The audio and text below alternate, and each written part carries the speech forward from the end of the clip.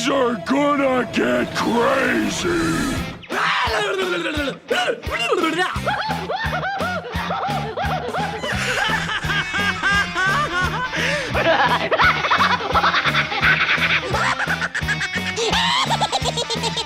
Most everyone's mad here.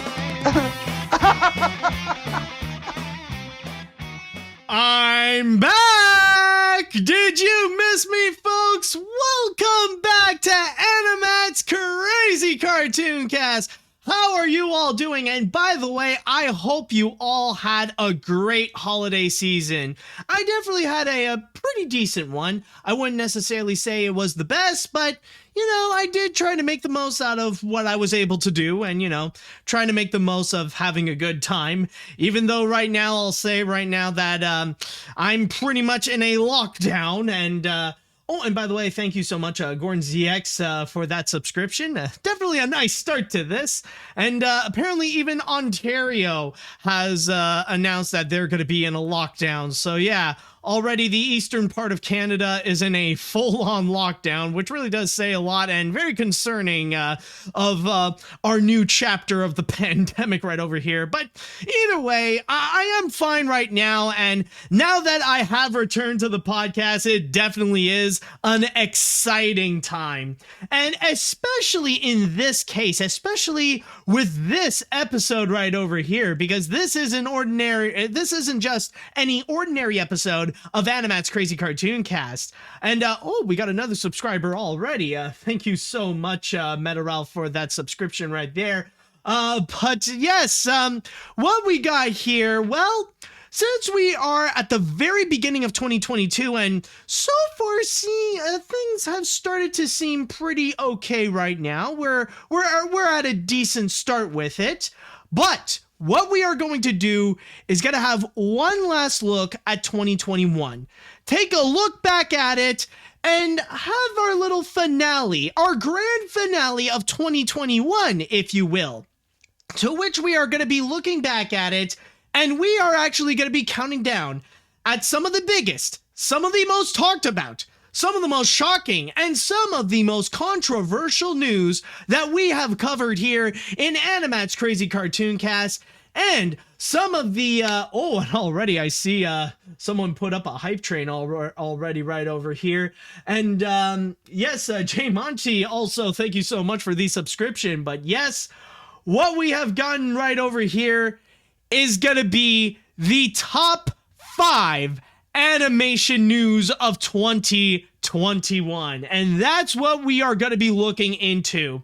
And we're going to be looking into a bit of a variety of different news, ranging from stuff that happened just recently by the end of the year to things that started way back at the start of the year as well. And on top of that, there will be things that you will immediately remember, and there will be those that I'm sure you guys will probably know that's already on the list. And there will be a few things also that some of you will look at it and say, oh yeah, this thing has happened. I completely forgot about that. But either way, this time I know that we are definitely going to go and have a great time. And by the way, I know that sadly at the end of 2021, we did lose a whole lot of people, sadly, including Betty White. So may she rest in peace, an absolute legend that is no longer with us. But anyways, with all that said, are you all ready to count down and have one final look at 2021? Chat wall, are you all ready to start this thing? Let me hear it, folks. Are you all ready here? Let me see. Come on. Are we ready? I want to see the comments right now. Yes? All right. That's what I want to hear already. I can hear the hype already on. So let's see. Yep. Okay. Good. Perfect. That is great to hear. And now, hold on a sec. I just realized something. Were you guys able to hear the, crap. I might have to do, oh, crap. I think I forgot one last setting right over here. So let me just have one quick test. There we go. I just wanted to make sure you guys can also hear my soundboard. I was a bit suspicious before about like why things were a little bit quiet. Okay, well, that's great to hear. Now everything is officially set up. And now, it is officially time that we shall go and get this list started. And beginning with our number 5 spot, we're actually going to be looking at something that is actually quite recent. Now, the reason why I put this one in particular is because of the amount of hype that went behind it. It's not necessarily the show itself, but it's mainly from the hype and the big buildup that went behind it, in which ultimately, well, it resulted in nothing. We were expecting a bang, but we ended up with a thud. So, starting this list, counting down at number 5 right over here, we are going to begin this with something I'd like to call Cowboy BeFlop. Now, we know that when it comes to Netflix in 2021, there have been a lot of significant shows, a lot of big highlights that happen with the streaming service, especially when it comes to Squid Game.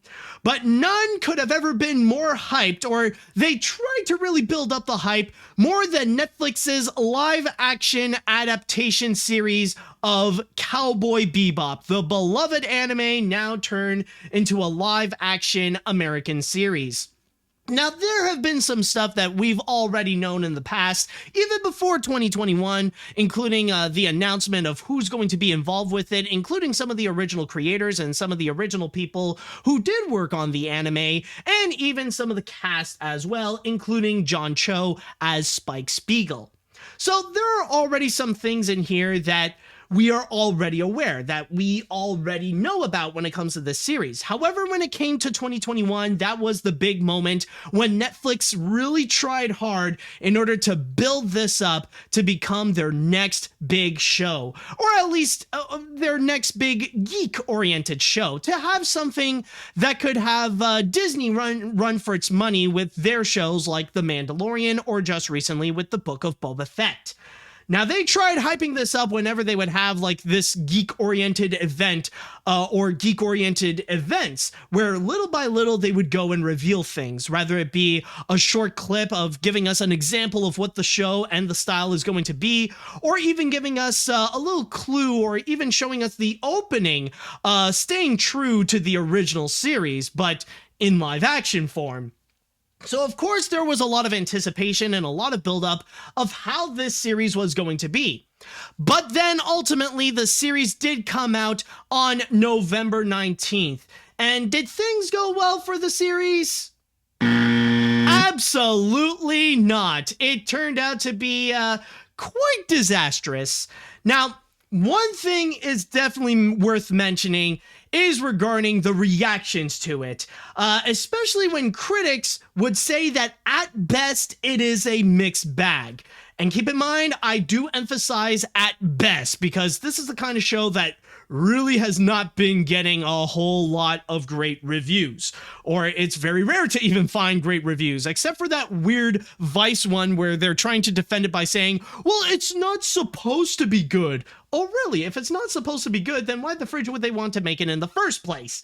But anyways, going back to what I was saying, now the general consensus from both critics and audiences were that, well, it is true that the actors who did play the characters, such as Spike, Faye, Jet, and many more, they were pretty good. The actors did a great job representing the characters that they were supposed to play.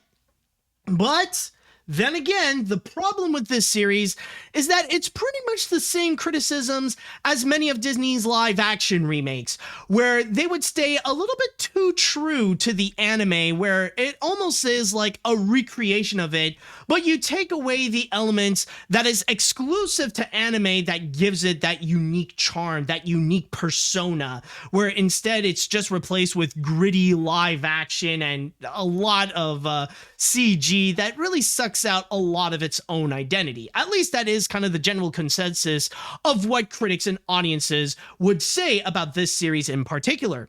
But apparently things went so bad for the series that not even a month, just 3 weeks after the show's release, after November 19th, or I don't know if it's like 3 weeks or 2 weeks or something like that, but I know it is less than a month, Netflix ultimately decided that they would just pull the plug on this show. They decided it's not worth continuing, and that it is canceled. In fact, for more specific details onto why, let me just go and quickly read here from my source on The Hollywood Reporter. As it states here, according to Netflix's top 10 site, the series has racked up almost 74 million viewing hours worldwide since its debut. All right, so it got plenty of samplings out of the gate. That's pretty good. But it plummeted 59% from the week of November 29th to December 5th. And that's right over there. The big picture of all this is that despite the amount of buildup that this series got, it ultimately just crashed and burned. And in the series, it did promise that maybe there would be more seasons to come and more adventures and like more chances that we would see expansions of like stories for characters such as Spike or Jet or Faye, or even teasing the inclusion of Radical Ed. But sadly, that doesn't seem to be the case. That doesn't look like that's what's going to be happening because, well, right now it's the big thing that Netflix really wanted to build up, their big series, their ultimate show for 2021. And, well, the reaction is just basically, it's basically that. But yeah, going back into this series, though, just to have a quick summary, the reason why I put this at number 5 and the reason why I included this on this list, like I said before, it really is because of the massive amount of buildup, the massive amount of hype that Netflix would just go and put this up, and especially how people really bought into this hype as well. Because as we all know, there is kind of this quote-unquote curse that does happen when it comes to Western live-action adaptations of anime. And usually, not all the time, but generally, they would not go well. Rather it be movies such as Dragon Ball Evolution or Ghost in the Shell, or even when Netflix tried to do so with Death Note, it usually ends up becoming a disaster. And the reason why it's a curse is because, well, there's no point in trying to go and adapt an anime because it would usually end up becoming flat out terrible. And while I wouldn't necessarily say that it is the case with the Cowboy Bebop live action series, this one, honestly, it was the kind that a lot of people were hoping that it would break this quote-unquote curse. Like, you know how in the past a lot of people would say that there was the video game movie curse, and that whenever Hollywood would want to go and turn a video game into a movie, it would usually turn out to be a disaster. But then just recently we had movies such as Detective Pikachu or Sonic the Hedgehog, and now a lot of people are gaining confidence in movies based on video games, and it kind of broke that curse in a way.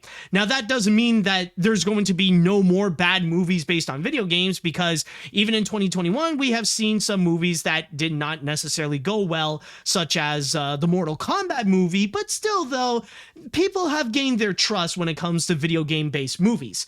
But when it comes to live-action adaptations of anime, that is still a very significant problem. And I know that we do have those rare little gems, such as the Wachowski sisters, Speed Racer, or even Alita Battle Angel. There are a few good examples, but generally, they really do not go well. And a lot of people were very much hoping that Cowboy Bebop would break that curse. A lot of people were building up their hype, and they were definitely anticipating that this would be the series that can prove that Hollywood is indeed competent and capable enough to go and actually make a live action adaptation of whatever anime, and especially when it comes to Cowboy Bebop, which nowadays is considered one of the most prestigious and one of the most legendary animes out there. Even I have seen it years ago, I have reviewed it, and even I admit it's actually a very solid anime series and definitely worth watching, regardless if you're an anime fan or not. It's just one of those that you definitely gotta see, especially with the global cultural impact that Cowboy Bebop has done. But in this case here, it did not happen. The impact here is just not as strong as the animated series. That definitely is for sure. Even though, again, it's not the worst out there, and a lot of people definitely do appreciate the performances of people like John Cho and other actors as well that were involved, but it was just not strong enough to have this series stand on its own two legs. Again, its fate is pretty much similar like the Disney live action remakes, where it's basically sticking way too closely to the anime that it is based on, and it immediately did not attach people to go and watch it. And even for me, I feel like beforehand, I was pretty much doubtful of the series the whole time, especially when I felt like the reason why Netflix was doing it, I just get this strong sense that they're just doing so because they want to compete against Disney with The Mandalorian, with their own bounty hunter sci-fi series. And in this case here, I was honestly waiting to hear what the, well, I guess you could say what the experts have to say. What do the anime fans think? And what do Cowboy Bebop fans think about this series in particular? Is it worth watching? Is it worth revisiting the world of Cowboy Bebop? And unfortunately, the answer is no. Apparently, it's not, and it's way better off to just stick to the anime. And that's pretty much it, especially when you're not really missing much. If you've seen the anime, well, chances are you've probably already seen the live action series, but debatably better.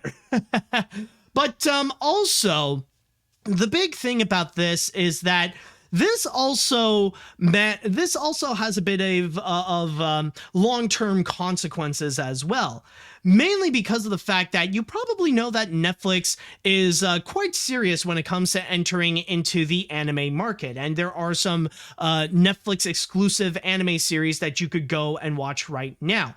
And Netflix really wants to go and try to tap into that anime market so that they could go and also watch like their content on Netflix. Basically, like, Netflix is already the biggest streaming service, but they also want to be major competitors against companies such as Funimation and Crunchyroll, or basically want to compete against Sony in the anime market. However, the problem is that since people have now lost their fate with Cowboy Bebop, it consequentially means that it's going to be hard to really trust Netflix when it comes to many of their future adaptations, especially when it comes to adapting animated shows, or especially anime shows. What happened here with Cowboy Bebop is absolutely bad news for the upcoming adaptation of One Piece. I know that's another one that a lot of people are hyping up, a lot of people are anticipating to go and watch. But if it's going to be anything like we just saw here, like Cowboy Bebop, yeah, it doesn't sound like it's going to be a show that will be worth watching, because a lot of people will just be a little bit doubtful, where they will see kind of the same thing with what just happened with Cowboy Bebop. Maybe it won't be the worst, but it won't be a series that will be worthwhile watching, or at least it's going to be something that will just encourage people that if they are going to watch One Piece, then they will watch the anime or read the manga, and that's it. They don't need a live action adaptation. So this is the big thing that I want to highlight with all this, and this is why, again, it's at number 5, is because of the amount of buildup and amount of hype that they tried to go and create with this Cowboy Bebop adaptation, but it just turned out to be a massive flop. It's one of the, I guess you could say this is Netflix's biggest flop of the year, because when you do look at the clips and the trailers, it definitely did look like a pretty expensive series to go and create. But I guess they did lose a lot of revenue with that one. I mean, Netflix did have a pretty good year of 2021, but I can confidently say that Cowboy Bebop did not play a part in Netflix's success during that year. All right, so with that said, I would like to go into the chat wall, and I would like to go and ask you all, how do you feel about... Oh, excuse me, folks. How do you feel about the number 5 spot? How do you feel about Cowboy Bebop and how it ultimately performed? Have you guys seen the series? What did you think about it? And do you think what ultimately happened to the series, was it deserved? Let me know what you all think.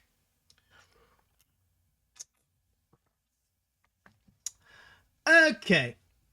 let's see what we got here. Considering how often live-action adaptations of anime tend to be pretty bad, this turning as bad as it was shouldn't be that shocking. I think Netflix, or in fact anyone that isn't Japanese, should probably avoid making live-action adaptations of anime unless they have some real talent. But hey, Netflix did release Arcane, and that turned out to be a huge success and shows how great shows or movies based on video games can be. Yes, that definitely is true. That definitely is quite a significant highlight, especially in animation, when one of the best animated series so far turns out to be a League of Legends series with Arcane. And honestly, I have been more and more interested in checking it out, especially when there is now a lot of major hype that goes into it. I am curious to actually go and see this myself, actually, you know. I definitely do have some time. I think I'll go and give myself some time to go and see it, like maybe while I'm working out, like while I'm running on the treadmill, I'll go and simultaneously watch the show. But I know that's definitely something that I need to do. I need to see what this show is about. So yeah, that's definitely on my list of what I need to see, at least in terms of series. There's only 10 episodes right now, so I could definitely catch up quickly. Okay, let's see now. I watched the original Cowboy Bebop, and I thought it was a great gem of an anime to watch with the action and the story of it. However, turning it live action was a big failure because it wasn't serious to the story and was canceled after one season. I feel like live action remakes equals bad, like video game movies equals bad. Well, I mean, we already did talk about this, so whatever. Okay, anyways, back to this. This honestly shouldn't come to a surprise of anyone. While I'm not a fan of Cowboy Bebop and haven't seen this series, I am at least aware of the stuff regarding this series. This show basically missed the point of the original series, and this is why I have lost faith in all live-action adaptations based on animated series from Netflix. That's why I'm dreading the One Piece live-action series, and especially the live-action Avatar: The Last Airbender live-action series.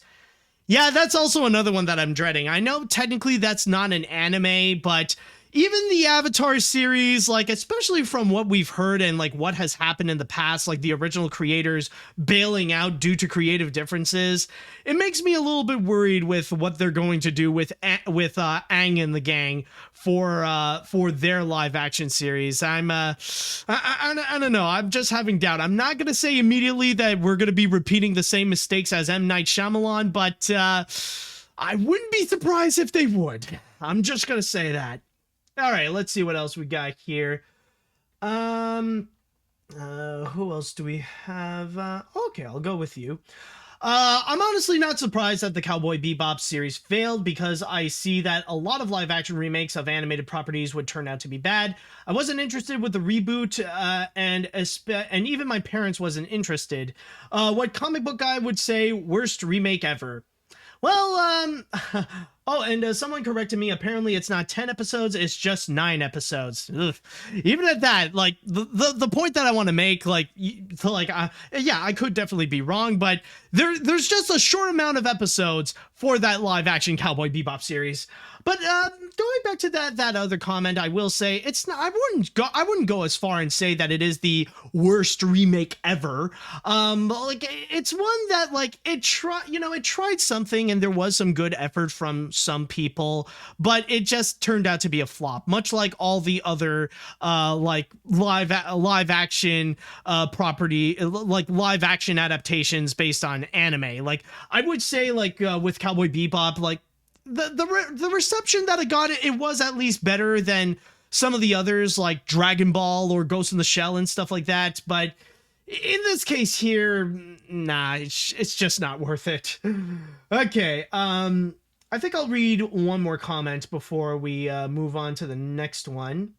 Where else? Who can... Did I read? Oh, I did not read this one. Okay.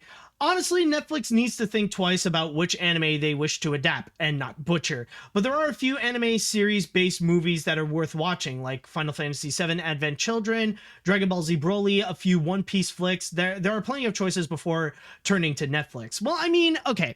Yeah, well, the thing is that there is a bit of a flaw with your comment right there. The thing is, what you have listed, I'm not going to deny that they are good movies in their own right. but they're not necessarily live action adaptations. They're not necessarily in the same category as what we've just seen with Cowboy Bebop or with Ghost in the Shell back in 2017. Like, those ones are technically directly linked to the series that it is based on, and it is mostly from the same people who worked on the series. So I wouldn't necessarily say those do count, because those are based on different circumstances, if you get what I mean. But yeah, that is my number 5 spot, and I think we will remember Cowboy, this interpretation of Cowboy Bebop for a long time as another major addition to why adapting animes is not necessarily that great of an idea.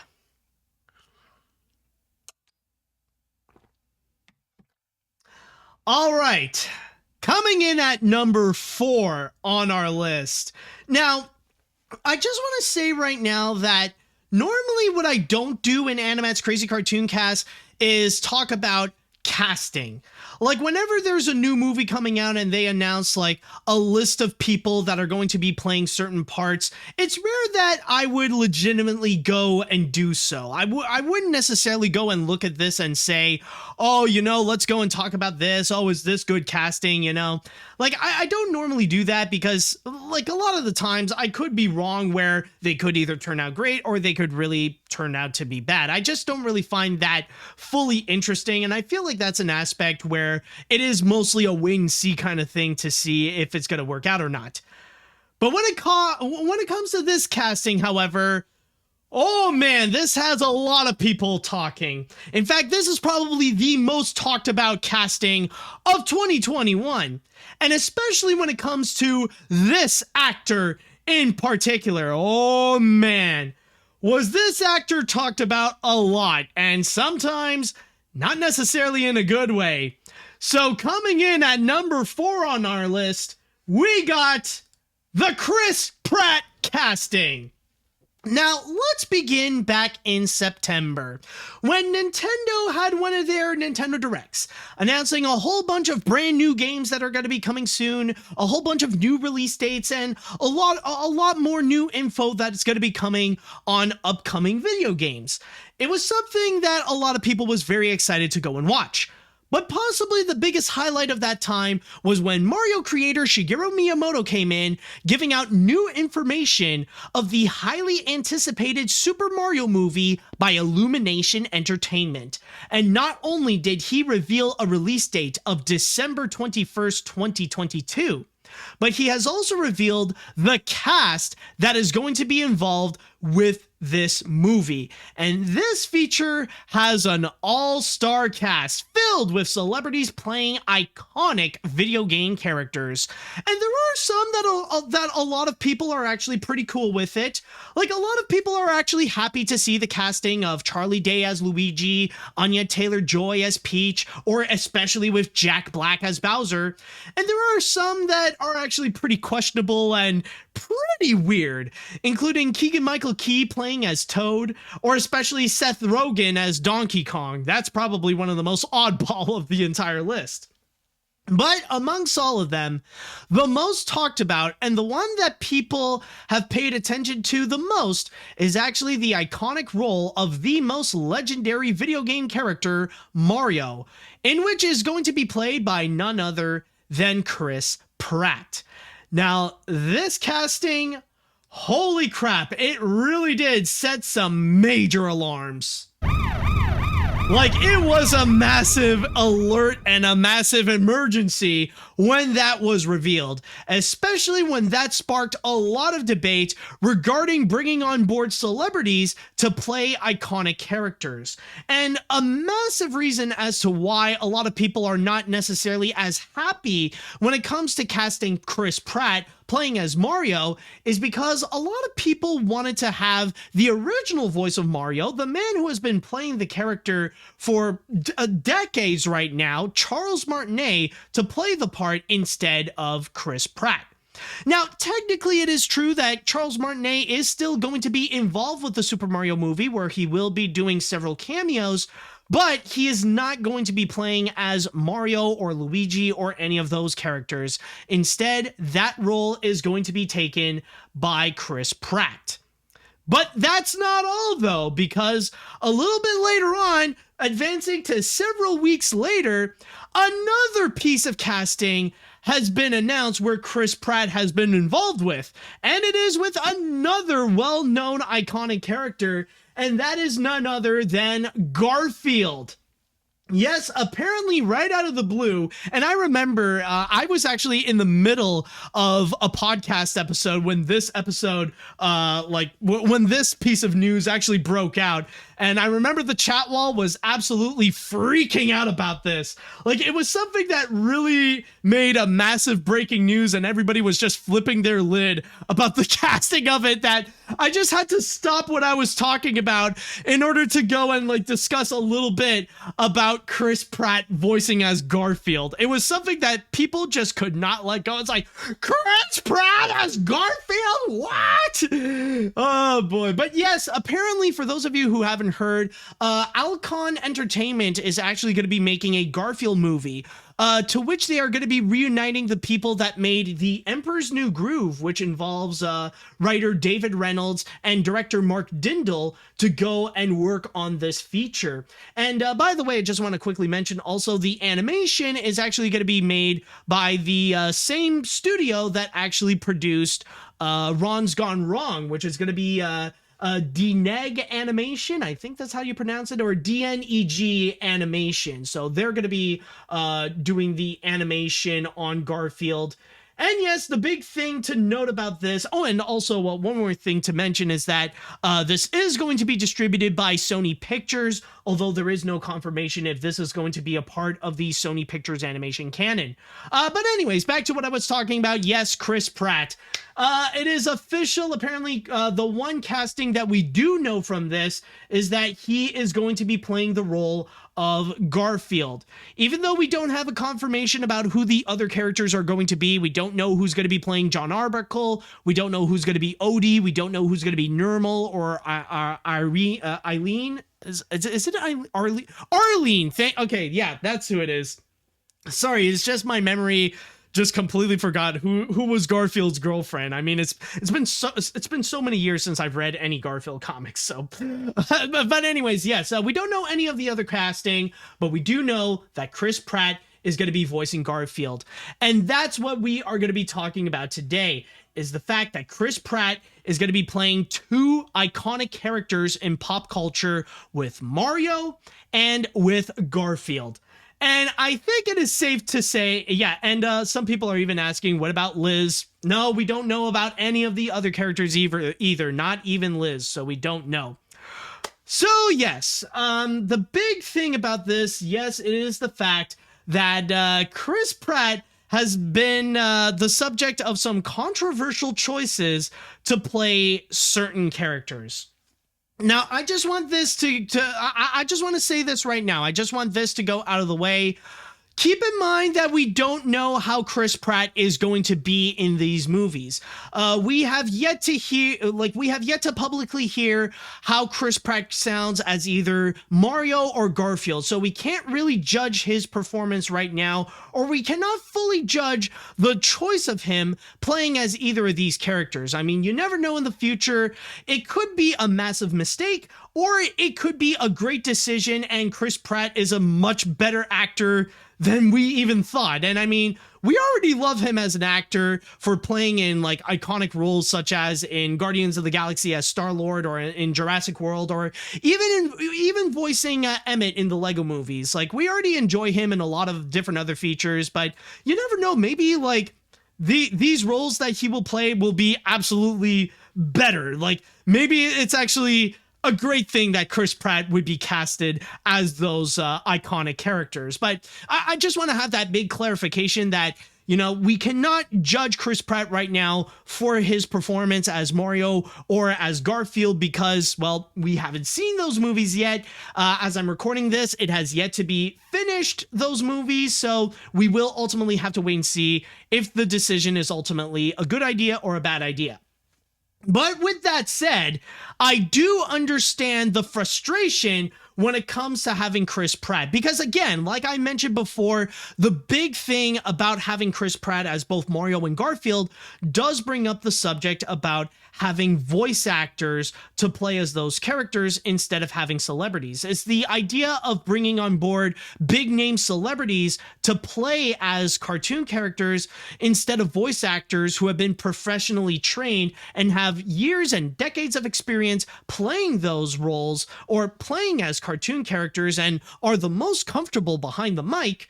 And yet they would end up being shafted and instead having big name celebrities because their names are a lot more marketable for posters, for commercials, for trailers, and all that kind of stuff.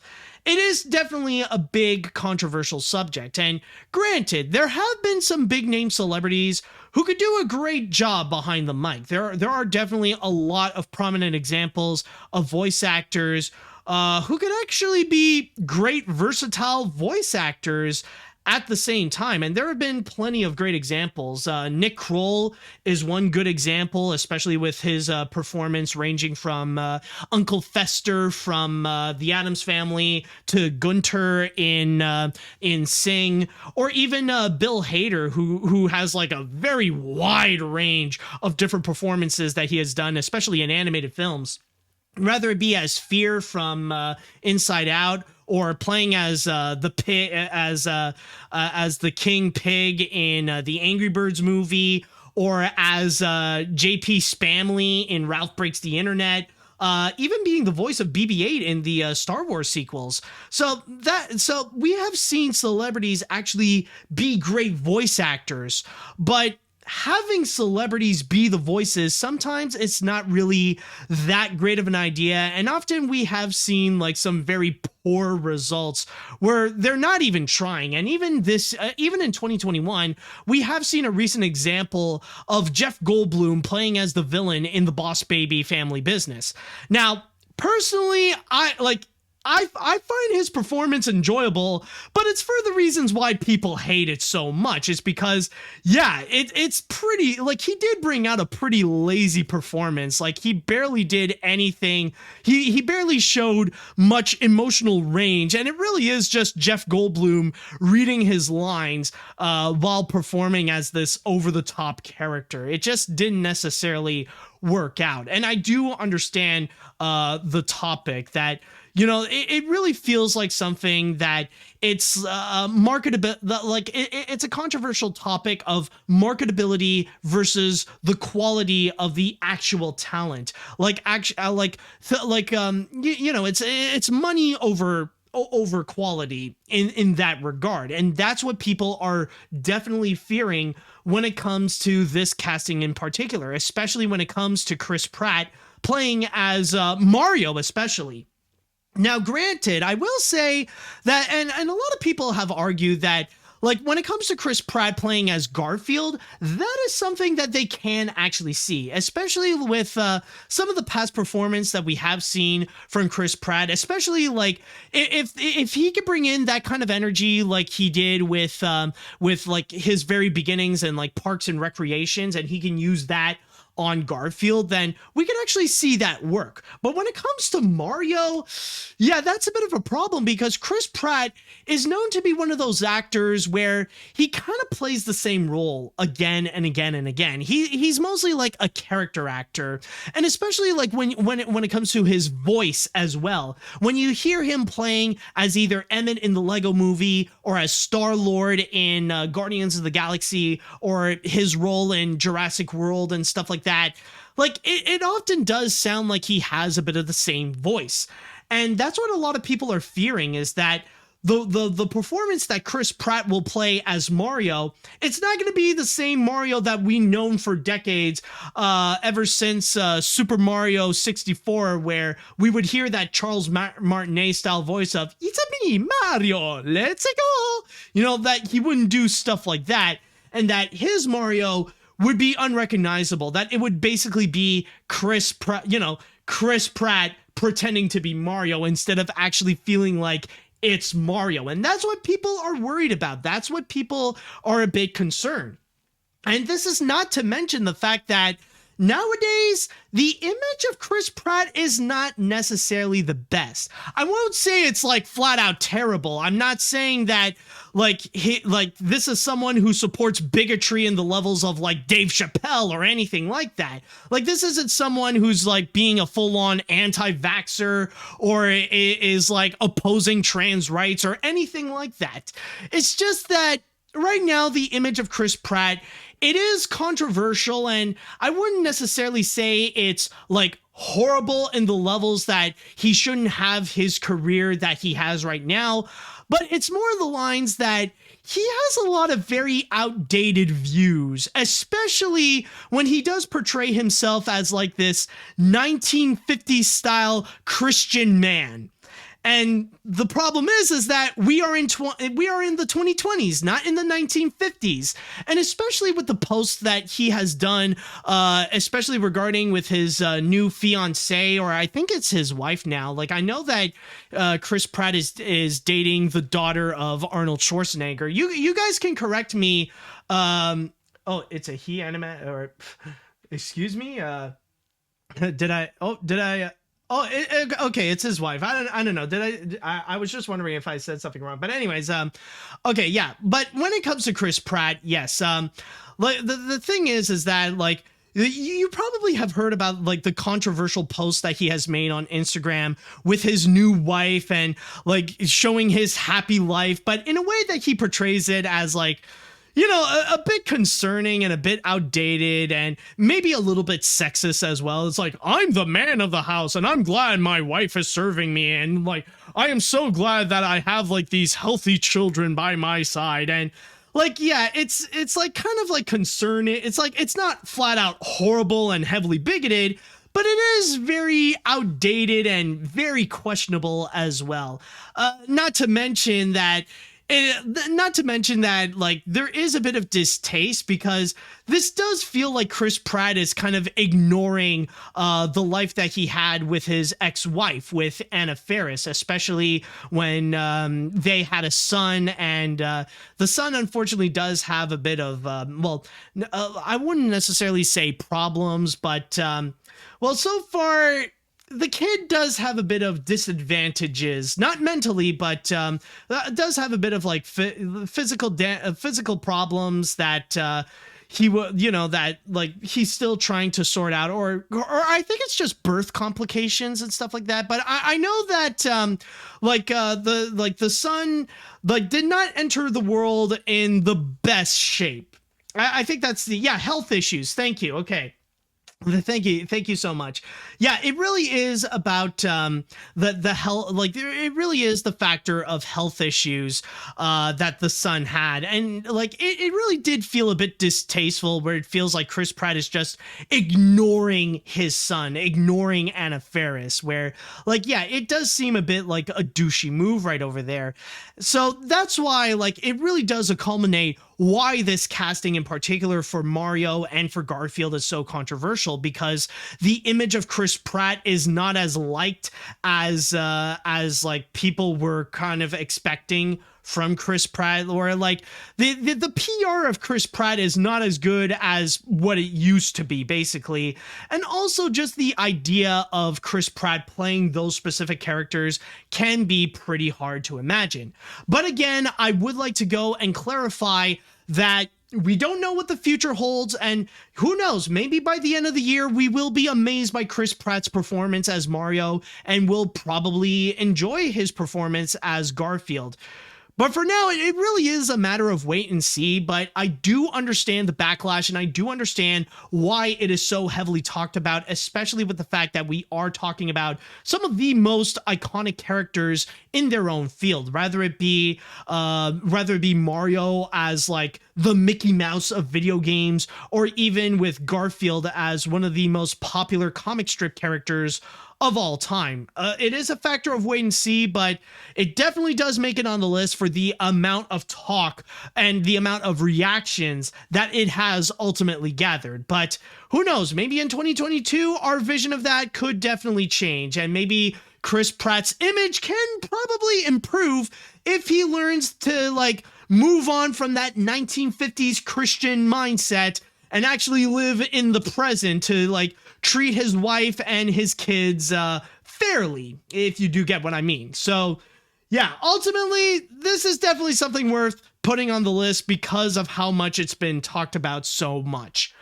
Okay, so with that said, I would like to go into the chat wall, and I would like to ask you all, what do you think about the Chris Pratt casting? How do you feel right now about the choice of having Chris Pratt to play as Mario and to play as Garfield? Do you guys agree with it? Are you guys more positive towards it? Are you guys still resentful of that idea? Let me know what you think.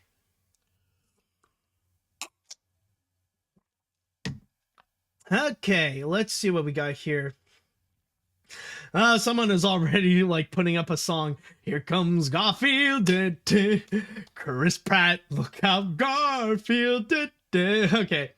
You know, as I think about it, I can almost picture Chris Pratt as Garfield, but I won't get my expectations high because I can see why people are upset about Chris Pratt voicing Garfield. If they could get Arlene in this movie, they would have to bring in Alison Brie to voice her. And this might sound stupid, but just reboot the scene where Garfield and Odie dance to Hey Mama. Oh god. Oh dude, that, oh my god, try to recreate that thing. I don't know if they would go and do that for the movie, but I could totally see that as like a little meme thing that they would go and put out on the internet, like a little teaser thing. I could totally imagine for the sake of nostalgia right there. Okay, let's see what else we got.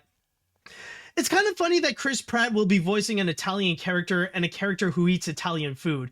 Since we still don't know how Chris Pratt sounds like with both their roles, I'll still wait until it's been revealed to actually form my opinion, but I do have some hopes for his Mario voice since Shigeru Miyamoto and Nintendo are rather involved with the Mario movie, and I think they would have to approve of Illumination choosing him as the voice of Mario.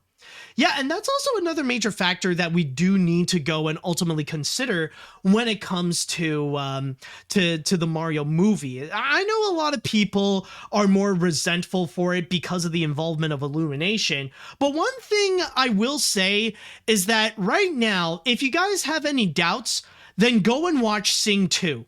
Like, if you guys can, like, if you guys are like me and you're living either in Quebec or Ontario, well, I mean, I'm sorry, but I'm sorry that you can't do so because, well, now all the cinemas are pretty much closed there. But in the case right over here, when it comes to when it comes to Illumination, I do recommend that if you are wondering how things are going to be with Mario, then check out Sing 2 because, like, right now the opinions of that movie is honestly very interesting because it ranges to either it's not as good as the first movie, but only slightly, to absolutely amazing. You guys would probably be shocked at how much people adore Sing 2 and consider that like a legit 10 out of 10 movie and would even say that it's about as good as Spider-Man No Way Home. And I would even say, like, especially if you do look at the finale of it, if you do look at the big show that they're ultimately setting up, I think that could actually go and help out boost up a bit of confidence that maybe they do have what it takes to go and adapt a legitimate Mario movie. Like, there are some times, like, when Illumination can be good, they can really go and give it their all. And I'm hoping that they can have that kind of energy put onto the Mario movie. I'm just saying. Let's see, what else do we have here? What other comments do we have? Okay, let's see. There were casting choices that shocked me. When it comes to Chris Pratt as Mario, I do think we should wait until the trailer would drop, but I honestly think it is disrespectful to Charles Martinet. As for Garfield, this was definitely another shocker, but again, we should wait and see. Oh, and one more thing. Can we please stop it with the Chris Pratt casting meme? Seriously, it's just getting repetitive. Yeah, I definitely do agree, and I will admit I did get involved in that Chris Pratt casting meme thing, but yeah, suddenly, like, I do see the same memes being repeated and repeated, and even the same joke being repeated again and again. I think I saw like a dozen tweets and a dozen posts of people literally saying the same thing, of saying that they are shocked of seeing Chris Pratt being cast as Chris Pratt in the Chris Pratt movie. Like, yeah, okay, it was funny to read the first time, but when you see that again and again and again, it's starting to get old, man. Like, you need to think up of a bit of new material right there. Let's see, what else do we have here? At first, I was dumbfounded by this casting, but perhaps the actors will try their hardest not to sound like their usual selves. Look at Steve Carell. Gru sounds nothing like his voice in real life. It is head-scratching to know how Keegan will be playing Toad, but he could do legit voice acting like the Ritual Master in Dark Crystal: Age of Resistance. Here's a little joke. Chris Pratt plays two characters who were playable characters in two platform fighting games in Super Smash Bros. Ultimate and Nickelodeon All-Star Brawl.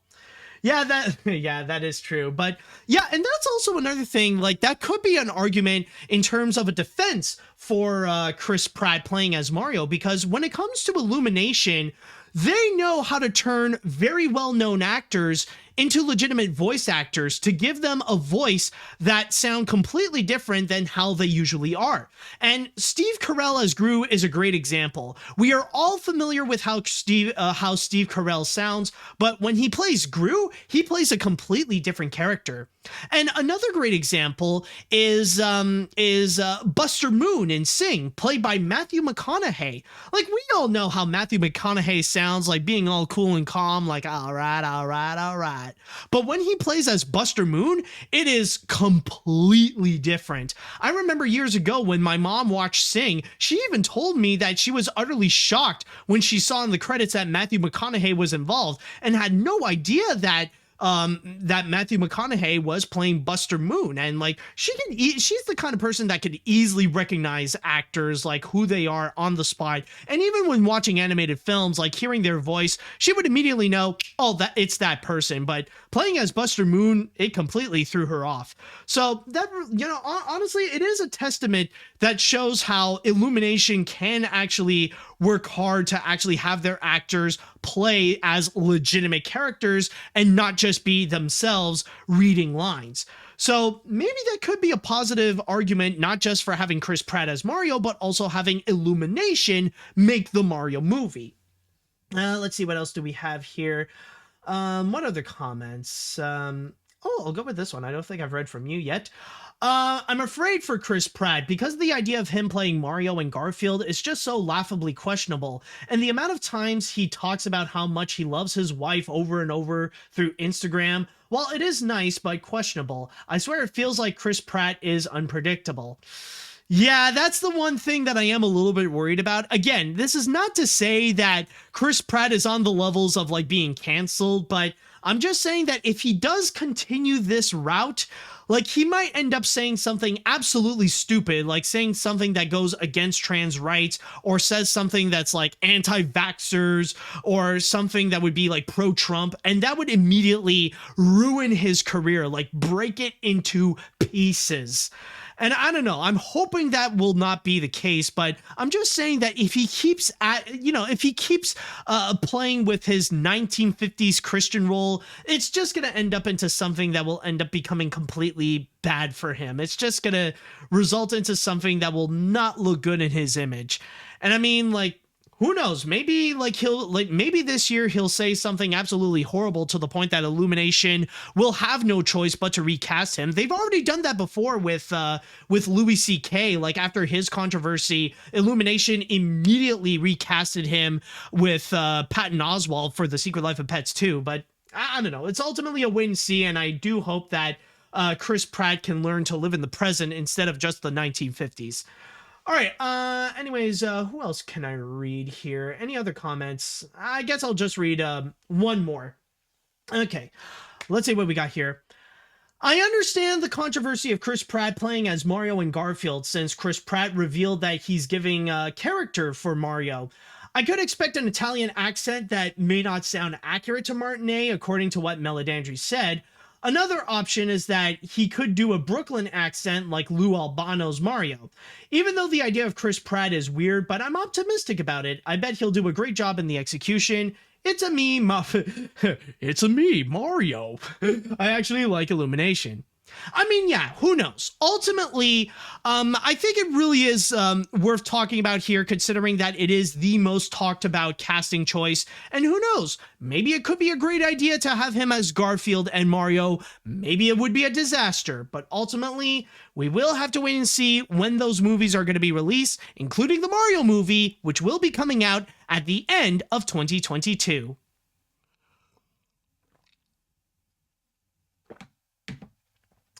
All right, so moving on to the number 3 spot on the list, I want to ask you all, chat wall, I want to play a little bit of a game with you all.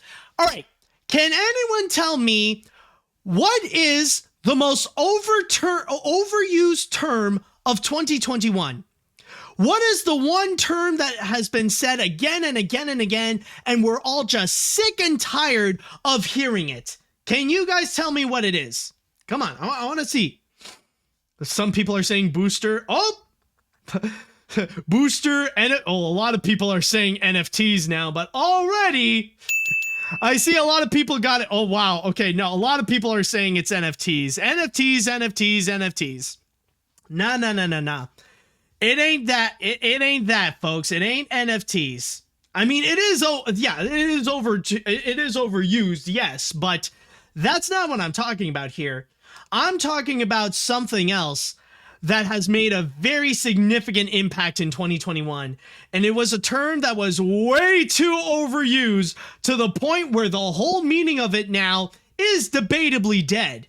So coming in at number 3 over here, we got cancel culture mania. You guys probably remember during the spring when again and again and again, you keep hearing the media talking about the most random thing apparently is getting canceled. That people were just freaking out and there's this mass hysteria over cancel culture. Now, what I have over here is not necessarily everything that has been labeled as canceled, but this is a very prominent example of just some of the things in 2021 and some of the most random things, which does include cartoons, by the way, that has been said to be canceled. First of all, there was The Muppets.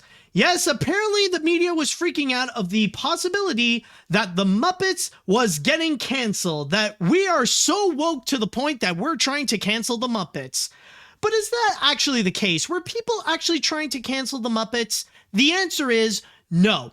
The reason why people were saying that the Muppets were apparently trying to get canceled, or the Muppets were canceled, is because when The Muppet Show finally made its debut on Disney+, there were apparently a handful of episodes, 18 of them to be precise, that had a content warning label before the show, before their respective episode. And it only lasted for 10 seconds to warn that there were some outdated depictions and there are some negative some negative aspects that were on that particular episode, because the series was made back in the late 1970s and early 1980s. So there are some things that were okay back then, but they're not okay now, which includes some negative stereotypes of different groups of people, including race.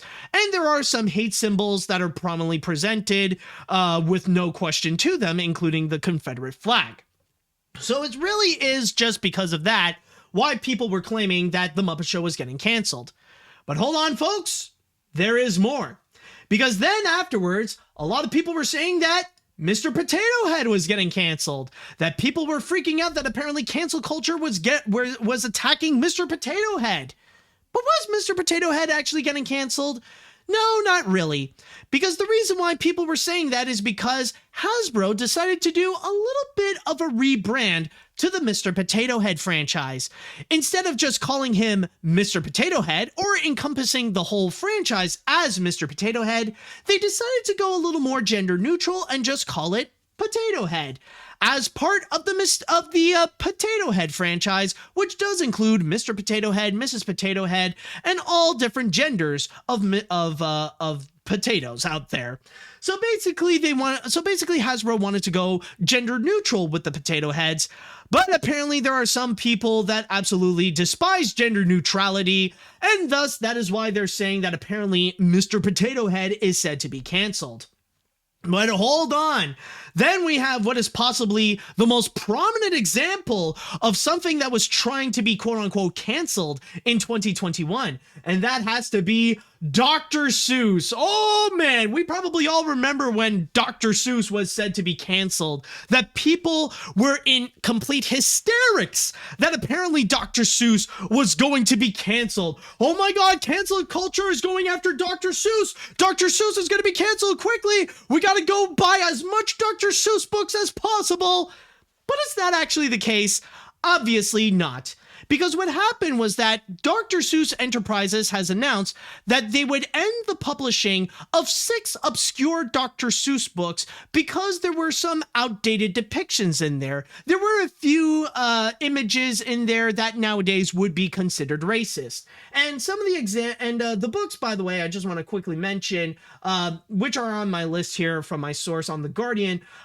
These books include one of, or I think is Dr. Seuss's first ever book, And to Think I Saw It on Mulberry Street, If I Ran the Zoo, which is debatably the most popular one on this whole list, McGilligut's Pool, On Beyond Zebra, Scrambled Egg Super, and The Cat's Quizzer. Now keep in mind, they're not banned or anything like that. They're just no longer in publications. The Dr. Seuss Enterprise is no longer going to be making more of those books. You could still go to your local library and you can rent them out if they do have it. But yeah, this is apparently one where a lot of people have massively freaked out of the possibility that, oh, Dr. Seuss got canceled and stuff like that. So yeah, that's another major one right over here. Oh, but then afterwards, the cancel culture continued on, in which we heard Pepe Le Pew getting canceled. Now, this started out as this one article from the New York Times where the columnist has criticized Pepe Le Pew for the exact same reasons why Pepe Le Pew has often been criticized. This is the same old song and dance that we've heard of before. We've heard the criticisms in the past about how Pepe Le Pew's actions towards Penelope or towards the cat that he's in love with, it's a lot more predatory. The fact that like he keeps going after her without her consent, yeah, it's not really cool nowadays. And from there, of course, a lot of people would just freak out over cancel culture. But to make matters worse, however, at the same time, apparently it was revealed that Pepe Le Pew would actually not be appearing in Space Jam: A New Legacy, even mentioning that the scene that he was involved in, he was actually close to actually appearing in the movie. But the people at Warner Brothers and even the creative heads like director Malcolm D. Lee was just not really that into it. In fact, let me see in my source here if they did actually describe a little bit of what the scene would be. Yeah, like they even mentioned like why it would be cut out because, well, it was pretty mean-spirited. It just didn't necessarily work out, and it kind of like broke the flow and really like kind of broke the mood of the movie. So let me just go and read you here from my source here on Deadline. The original scene states that Pepe was said to appear in a black and white Casablanca-like Rick's Cafe sequence. Pepe, playing a bartender, starts hitting on a woman at a bar played by Gracie Santo. He begins kissing her arm, which she pulls back, then slapping Pepe into the chair next to hers. She then pours her drink on Pepe and slaps him hard, sending him spinning in a stool, which is then stopped by LeBron James's hand. James and Bugs Bunny are looking for Lola, and Pepe knows her whereabouts. Pepe then tells the guys that Penelope Cat has filed a restraining order against him. James makes a remark in the script that Pepe can't grab other tunes without their consent. Yeah, I don't know about you. Well, okay, I got 2 comments. Number 1, yeah, this just seems mean-spirited. Like, I can understand why they would, like, take this scene away because, like, you know, it's just sad to see, like, a beloved cartoon character at their low point. And number 2, I think Pepe Le Pew got lucky, actually. I think it's actually a good thing that Pepe Le Pew was not in this movie, because I don't know about you guys, but for me personally, I really did not like this. But I did not like Space Jam 2. I did not think it was a good movie. I didn't even think it was an enjoyable movie. So I think Pepe Le Pew not in this film, I think it's actually great because Pepe Le Pew got the better end of the deal, actually. Like, he managed to get away, like, he managed to get himself out of something that is probably for the best that he should be involved with. But yeah, anyways, though, this I would say is probably the closest thing to probably being canceled in a way, because, well, the presence of Pepe Le Pew is not as prominent as much as it used to be. But then again, I wouldn't actually say that he's canceled, considering that Pepe did actually make a cameo in the second season of AniMat's. So technically, no, Pepe Le Pew is not even canceled. But then finally, oh yes, I still have more. There is one more to mention, and debatably, this is the one that really broke the straw on the camel's back for people to stop talking about cancel culture, and that has to be Snow White. Yes, oh my god, this is probably the most ridiculous case when it comes to cancel culture, where apparently there's this one article, and that was a review of the new Disneyland attraction, Snow White's Enchanted Wish. To which the article even criticized the scene where the prince would kiss Snow White to wake her up from her curse that was bestowed upon her by the poison apple. And this was a criticism saying that, oh, this is bad because he's kissing her without her consent and whatever. And this is something which, by the way, I just want to say that everybody disagrees with. Even everyone amongst the quote-unquote woke left, they do not agree upon. Even I find that criticism is a bit stupid. But still, that was apparently enough for the media to pick it up and to go and label it as cancel culture, that apparently Snow White is being canceled, that cancel culture is going after Snow White, and now Snow White is being canceled because of that one particular scene. Oh boy, that was a lot that we have covered. And again, this was only a few examples of the whole cancel culture trend throughout 2021. And it was just absolutely ridiculous. Like, this was a case where it really did get out of hand, and this is probably the most modern example of Boy Who Cried Wolf, where really it's just people calling out cancel culture, cancel culture, cancel culture, but it's not really the case. In fact, all these things right now are not even canceled to begin with. I mean, again, just a quick recap. The Muppets are not canceled because you could still watch all the Muppet programmings on Disney Plus, and they are still making new Muppet content. Like, even long after this controversy, like even long after this whole cancel culture thing, the Muppets would go and put up a new Halloween special with the Muppets Haunted Mansion. But then there is also Mr. Potato Head. You know that's not canceled because you could still go buy a Mr. Potato Head toy at like Walmart or at your local toy store or whatever. They're still selling potato heads, regardless if it's Mr. Potato Head or Mrs. Potato Head. You could still go and buy a potato head, regardless of what gender it is, and regardless if the brand would be Mr. Potato Head or if it's a gender-neutral potato head. They're still at it. And then there's Dr. Seuss.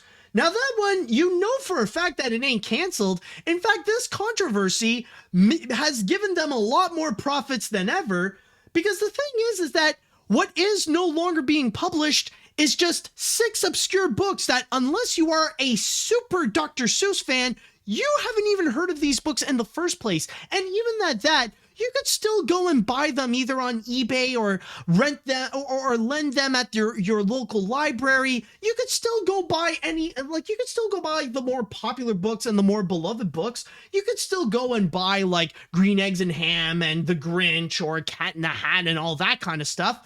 You could still go and get those. And then there's also Pepe Le Pew, and again, I will agree that technically it is the closest thing to being canceled, but that doesn't mean that Warner Brothers is no longer going to be using the Pepe Le Pew character. Like I said before, even long after this controversy and long after Space Jam: A New Legacy, Pepe Le Pew still managed to make an appearance in Animaniacs Season 2. And I'll admit, his appearance there is actually quite funny. And it is actually updated a little bit, where Pepe Le Pew is actually a bit aware about consent, but it still stays true to his character. It still feels legitimately like Pepe Le Pew. So yeah, Pepe ain't freaking canceled. And especially not Snow White. Snow White is not even canceled, because you could still go ride Snow White's Enchanted Wish. You could still go on Disney Plus and you can go and watch Snow White and the Seven Dwarfs. So, like, Disney will still heavily promote Snow White, and you'll still see like Snow White merchandising amongst the Disney Princess brand. And on top of that, and also Disney will be apparently, I heard that they have announced that for Disney Movies Club, they will be releasing a brand new DVD and Blu-ray of Snow White and the Seven Dwarfs to honor a new milestone. I believe like coming soon there is going to be the 85th anniversary of Snow White, so they are going to go and do that. So Snow White is not even canceled. There's nothing here that has legitimately been canceled. And the big reason why, I will tell you, because the conservative definition of cancel culture is practically non-existent. What you think what cancel culture is definitely not the same as what the right thinks is what cancel culture is.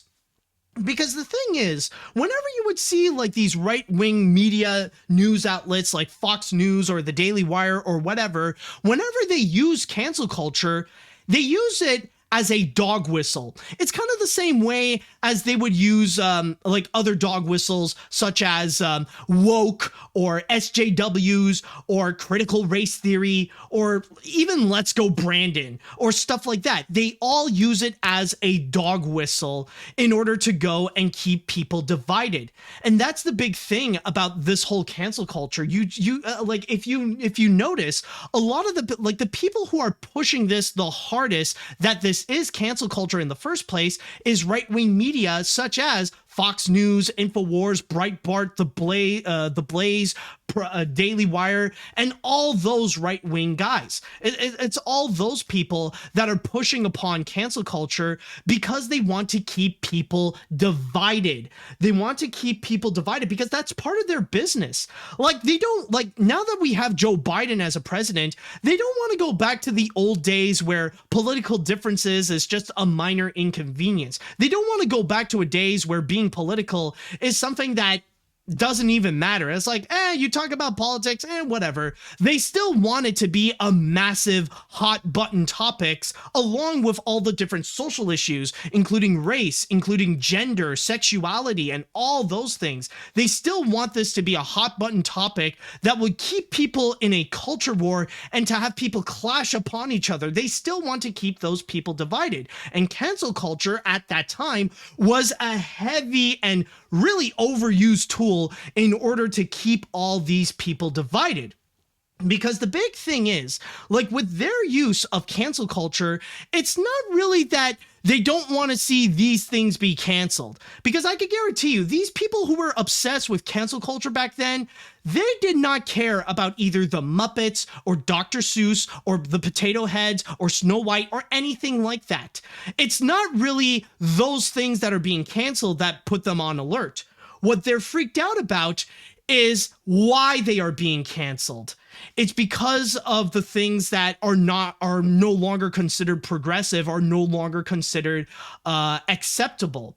Because let's go back to like what we talked about with these things, like with the Muppet Show.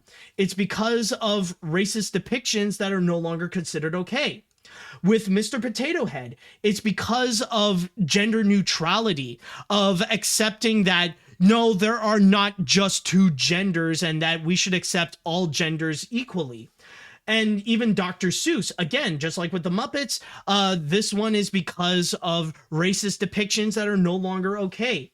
Or Pepe Le Pew, his advances towards women and, going after women without their consent, nowadays, that's no longer considered okay. Or even Snow White, similarly with Pepe Le Pew, kissing women without their consent is something that is not considered okay. And that's what they want to go and fight against. It's to have those bigoted and non-consensual things in order to be okay. They want to go and defend that. They would not give a single crap about the subject itself. It's about the reasonings because, well, let's be honest, a lot of right-wing people do have those ideologies and they do have that mentality. Not all of them, of course, but I'm talking about the people in the far right. I'm talking about all Trump supporters, all nationalists, all far-right extremists, all of those guys in particular. I'm talking about those people that they want to be racist. They want to be non-consensual towards women. They want to be heavily bigoted. They want to heavily oppose any other person that's not a cis white straight male, cis white straight Christian male to have equal rights or anything like that. Like, they want to have that kind of bigoted and discriminatory mentality and not face any consequences whatsoever. And the irony of all this is that when it comes to those right-wing people, it's also very hypocritical when it comes to their viewpoint on cancel culture. Because, yeah, they would oppose cancel culture so much, and yet they love cancel culture. They want to use the power of cancel culture to themselves, but for their reasonings. They want to make sure they want to cancel anything that doesn't follow their nationalist viewpoints, to silence anything that opposes their nationalism, their viewpoints. That if it does not align with the same mindset as 1950s America, then they would go and do anything to stop it, to silence it, and to even criminalize it. And possibly the best example of this has to be with the Muppets. Because they accused the liberals and the woke left of trying to cancel the Muppets, but more than them, the conservatives have been the one who tried to cancel the Muppets. Because you probably remember a few controversies after this one that happened. Because after they accused the woke left and all PC culture and whatever trying to cancel the Muppets, later on, you probably remember about the controversy with Gonzorella, that there was this one episode of the new Muppet Babies series in which Gonzo was reliving a Cinderella story where, despite being a boy, he wants to go and wear a dress. And then you would have the whole Cinderella story going on. And it's basically an episode that does teach kids that, you know, be comfortable with who you are, just like regardless of what the gender norms say.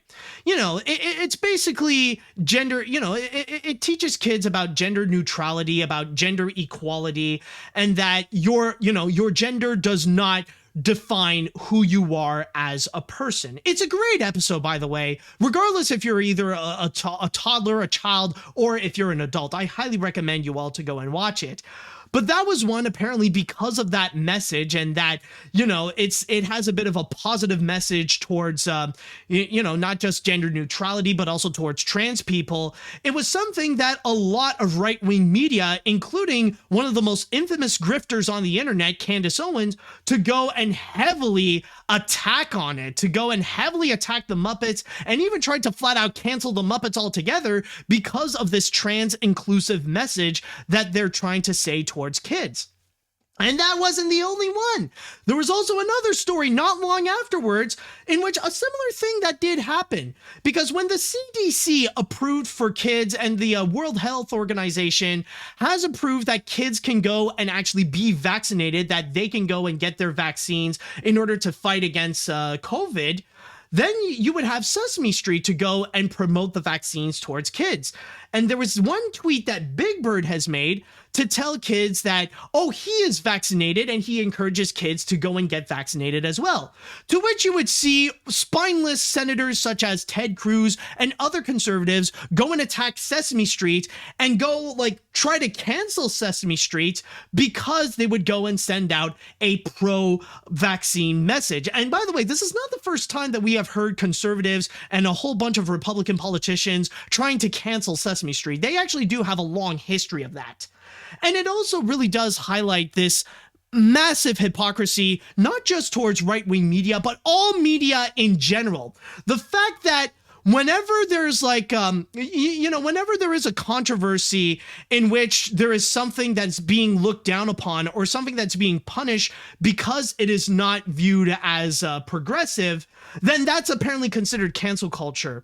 But whenever you see people attacking something because it's progressive, there is no piece of media that is covering it that it is cancel culture. Like, why is it that it's Fox News and conservatives dictating what is considered cancel culture and what is not? That is massively hypocritical right there. And that, and this is towards all media. I don't care what it is. Even if it's like ABC, NBC, CNN, or Fox News or whatever, both from the left and the right, the fact that they would go and create these clickbaity articles that only idiots would go and like be dumb enough to go and click on and react to it and do this whole freak out about cancel culture or whatever, I just find it to be freaking ridiculous. And the media should be ashamed of themselves. If they're going to go as far and label, if they would go as far and say that anything that punishes outdated visions that isn't considered progressive in our days, if they label that as cancel culture, then they should go and label conservative attacks towards anything that is viewed as progressive as cancel culture. Like right now, you probably are familiar with Amy Schneider, or for those of you who watch Jeopardy, you probably know right now of the current champion Amy Schneider, who right now is becoming the most the biggest Jeopardy woman champion, where right now she's actually getting pretty close to getting $1 million with her run, and she's been on for several days, and she is quite a smart girl. But because she is trans, she is being consistently attacked on social media because of the fact that she is trans, and that she would be continuously be getting death threats. She would be getting attacks on social media again and again. And yet you don't see the media you don't see the media covering that as cancel culture. How is that not considered cancel culture?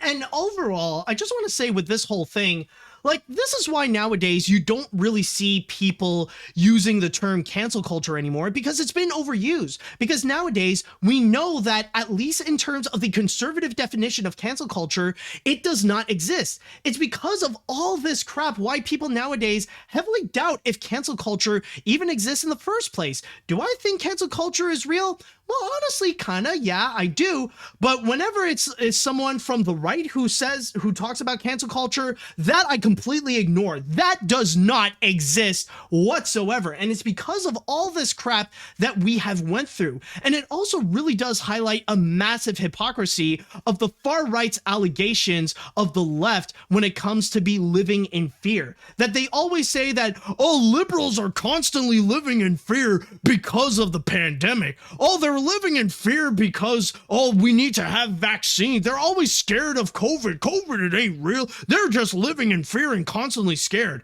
That is an absolute lie. Because these people right there, like, yeah, you can accuse liberals and people like me of like being on alert about COVID and telling people to wear a mask, to be vaccinated and all that kind of stuff. And yet they are always the ones freaking out about cancel culture over such insignificant things. Like, I love the Muppets, but that is still a first world luxury. And so is Dr. Seuss. And so is Mr. Potato Head. And so is Pepe Le Pew. And so is And so is Snow White. And also, I just want to say this is and also, you want to know how it's such a hypocritical thing for conservatives to say that liberals are always in fear? If you think that liberals are always living in fear because of how they're handling the pandemic, then let me ask you this. Why do you need guns?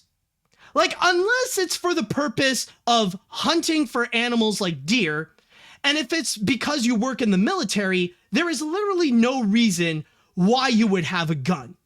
Like, do you think you can go out in the world right now and like have all your guns taken away? Like, can you go out, like, do you think you can go out and like talk to people and like live your regular life without having a single gun close to you whatsoever? Why do you need a gun in the first place?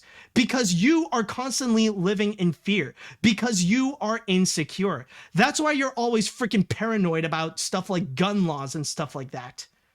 All right? If you want to show us that you're brave, then show us that you can live without owning a single gun. How about that, man? Seriously. Overall, I know I definitely do have a lot to say about this, but you could definitely tell why that this is included on this list, because of how cancel culture has been so overused as this right-wing dog whistle. And now the whistle is just flat out dead, because we have seen all these examples of how cancel culture, and pardon my language, is such bullshit. That's why I need to go and add into this, because it was such an overused term that has been used again and again and again. And now we know how it's just a flat out lie, because even the things they claim to be canceled are not even canceled in the first place. And you'd have to be quite an idiot to fall for something like this. Again, you're already a godforsaken idiot if you really did fall for this and believe that, oh, the Muppets are getting canceled. Oh, Dr. Seuss is being canceled. Oh, Snow White is being canceled. Yeah, you're already dumb enough if you believe in that crap. But if you're going to fall for this again, you're honestly mentally hopeless. All right, oh boy. Now that definitely does put out a lot of steam out of me, but I would like to go into the chat wall, and I would like to go and ask you, how do you feel about cancel culture media? What are your thoughts about this? Do you guys still think cancel culture is real? Do you guys think it's not? I would like to know, like, your piece on this whole thing. Let me know what you think. Let's see now. Cancel culture is just getting out of hand. Really, this just shows how these anti-SJWs have no idea what they are talking about. It makes me wish we could cancel culture. And this proves to me that this is nothing more than a distraction, because we're still in a pandemic, so excuse my language, but F these anti-SJWs and their racist, sexist, and homophobic attitudes. Exactly, man. Like, honestly, I do agree we should cancel culture, but I mean specifically this kind of bullcrap cancel culture. Like, this is the thing that we need to cancel, because honestly, this is nothing more but a distraction, and it's doing nothing but completely dividing us. Like, this is just pointless division made by these grifters from Fox News and Daily Wire, and on incel channels like The Quartering or Geeks and Gamers and Clownfish TV. Like, fuck all these channels, man. Like, fuck your division, fuck you, and I hope you get demonetized and become homeless. Like, really, fuck all these people, man. And fuck this cancel culture. And again, pardon my language, but still, man, it's just, it really is a situation that just got really out of hand, and all of this is doing is just damage than actually be beneficial. It's not even helping anyone in this case. Let's see what else we got here.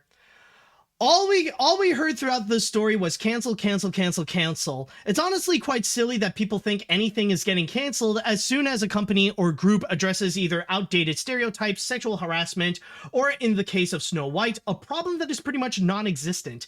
This isn't cancel culture. This is addressing the mistakes of the past and wanting to improve them. It's like what you said in your top 5 video. We live with way too many stupid people. Exactly. And that's why it went as long as it did, is because there are way too many stupid people that actually bought into this crap, and why too many articles were actually written about cancel culture, because we still have too many stupid people that would buy into this. Almost as much as there are too many stupid people buying into NFTs. Let's see what else we got here. Cancel culture is a big fraud. Speaking of NFTs being a big fraud, cancel culture is just a distraction ploy by the far-right media outlets. A song that I think sums up Fox News is the song Dirty Laundry by Don Henley, which was originally written about tabloids and false rumors regarding the lifestyle and death of celebrities like John Belushi, and the time with lyrics such as dirty little secrets, dirty little lies, we got our dirty little fingers in everybody's pie, love to cut you down to size, we love dirty laundry. Exactly, man. Sometimes it ain't about the truth. Sometimes, like, people just do it for the clicks. It's sad, man. Seriously, and like, we need more. Like, we need more. We need more moments to call out the media for this kind of bullcrap. Whenever they pull out something stupid like this for the desperate attempt of clicks, we need to go and actually call them out for this. All right, let's see what we got here. There are two things that annoy me the most when it comes to far-right conservatives: cancel culture and the "let's go Brandon" meme. Seriously, the latter is so annoying that I had to label them as hate speech. When it comes to the former, many news such as Muppets and Dr. Seuss were nothing but distractions so that many conservatives keep themselves relevant while keeping divided for many people. They act like whining little bitches throughout the year, and it's pathetic. Oh, I absolutely agree. I absolutely agree. And especially with the "Let's Go Brandon" thing, the whole "Let's Go Brandon" thing, I think it really shows that there is no such thing as an intelligent Trump supporter, and how every single one of them is as dumb as a brick and as stupid as ever.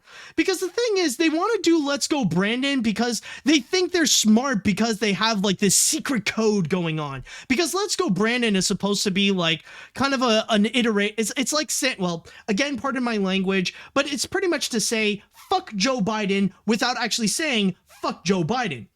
Well, if that's what you want to say, why don't you actually say fuck Joe Biden in the first place? You're not being clever with it. You're just acting like a freaking 10-year-old. And that's what I'm expecting from all Trump supporters nowadays and all anti-woke people. They pretty much have the mentality of a freaking 10-year-old. They think they're clever by trying to bypass these things. No, when you're saying "Let's go Brandon," you're pretty much acting like a child. Now go and freaking get vaccinated and shut the hell up. All right, let's see what else we got over here. I think I'll read one more comment before we move on to the next story, because I think I definitely went into a lot into the story. I definitely did have a lot to say. Let's see. All I could say is boo to these news. Seriously, just because the articles say that they're being canceled doesn't mean that they're actually getting canceled. I understand why Pepe Le Pew and Snow White has those stuff like kissing women without consent.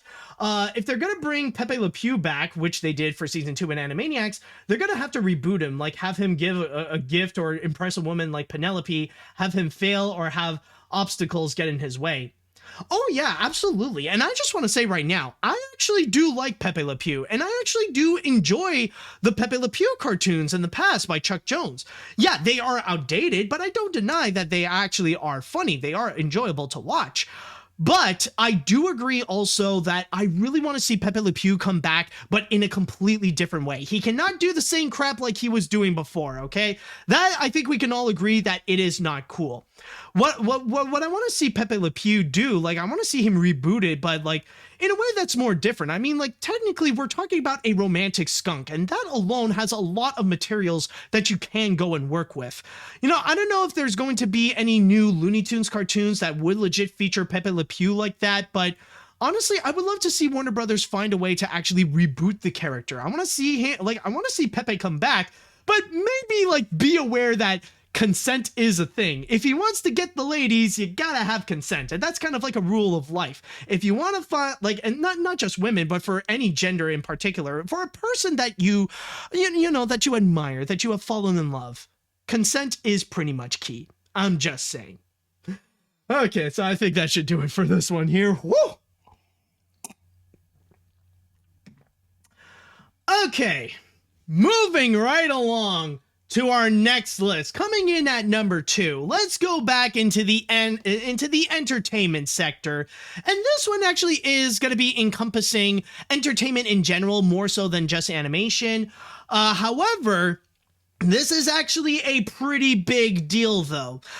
This will definitely reshape how we do look into streaming, and a lot of people are even saying that maybe this company could end up becoming the winner of the streaming wars without even participating in the streaming wars in the first place. Sounds pretty crazy, right? Well, that is because at number 2, I am gonna be talking about Sony's streaming plan. In 2021, Sony Pictures has a pretty interesting plan when it comes to their streaming service, considering that their deal with Starz was pretty much going to be finished by the end of 2021. They knew that they got to move forward in a new fashion. They can't have that same old TV deal that they would have with Starz. They got to do something completely different. Something that would go and highlight streaming as well. Something that would have them be a part of streaming and have their movies be like highlighted in streaming as well. However, there is a little bit of a catch. Sony Pictures does not have their own streaming service. They don't have their own equivalent of Paramount Plus or Disney Plus or HBO Max or Peacock or Netflix or anything like that. Because they know that if they would come in with their own Sony Pictures branded streaming service, it would immediately fail on the spot. Now, I know technically, yes, Sony does have plans to go and make their own ultimate anime streamer that would combine Funimation and Crunchyroll and stuff like that. That we do know, but that's kind of like a different story altogether. I mean, specifically with all the Sony Pictures movies. Now, that one does not exist, but Sony does have a new plan. They are pretty much thinking, if you can't beat them, you might as well join them. And that's exactly what they have done with Netflix. And the deal that they have made with Netflix is that they would allow for their movies from 2022, I believe all the way up to 2026, with those feature films, they would start out by presenting them on the big screen. They would have their theatrical release. And then following that, they would go and release their movies exclusively to Netflix, where they would go and have that be their exclusive streaming home for a total of 18 months, I believe, for a year and a half. And this deal, by the way, also does include many of their original titles with their library as well. This would also include with the movies like, Jumanji, with Ghostbusters, with Hotel Transylvania, and even with all the Spider-Man movies and all that kind of stuff. So they pretty much made that big deal with Netflix so that after they would be released on the big screen, they would make Netflix the exclusive streaming home of Sony Pictures. Okay, that sounds pretty good. That does sound pretty interesting.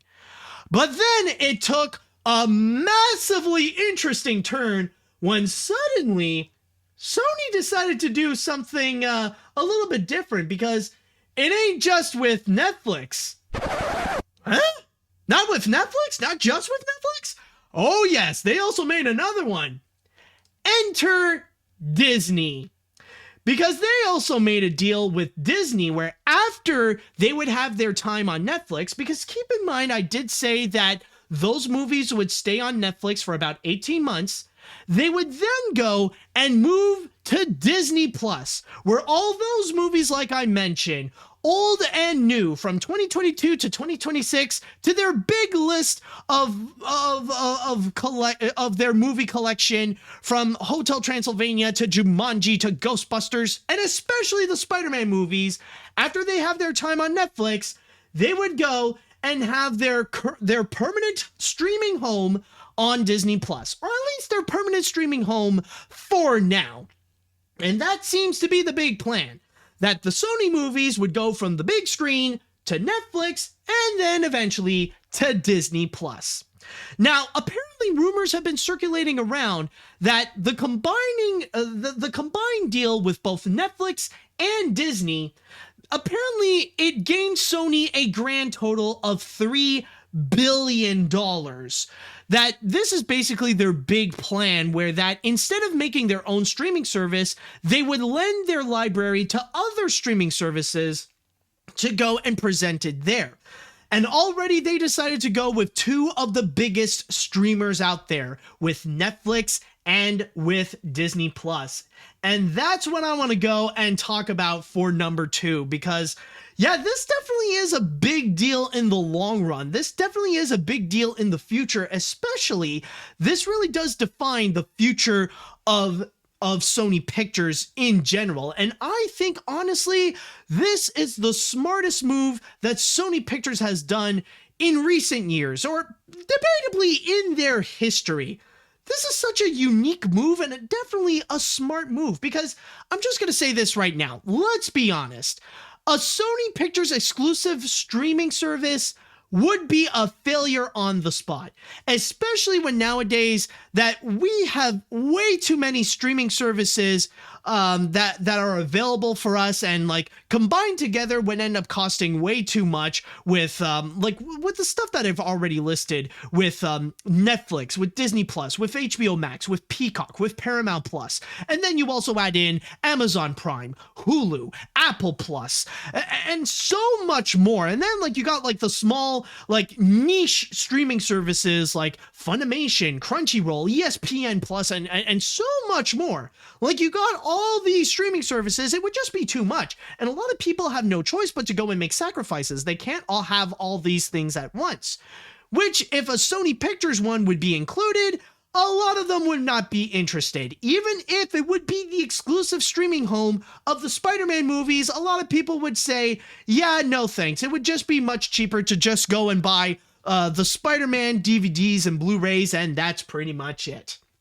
And that's pretty much why Sony decided to go with another plan, and that is to lend their library and their new upcoming library to other streaming services so that they could go and present it to them. And especially nowadays, considering that we are in rough times with COVID, with the pandemic, and I'm sure with Sony Pictures, it really did hit them so badly that it honestly is a smart move that like now they got $3 billion to help like, you know, to help keep themselves in shape, to help still go and make movies. Like, yeah, there are a few deals that they have to go and make for Disney and especially for Netflix that they got to go and produce more movies that will be exclusively for Netflix. But at least in return, they could still go and actually keep themselves stable, that they could keep themselves in the competition. Because let's be honest, folks, Sony Pictures is quite a fragile studio. Yes, they do have some notable hits, especially this year when they did come out on top with movies such as Ghostbusters Afterlife,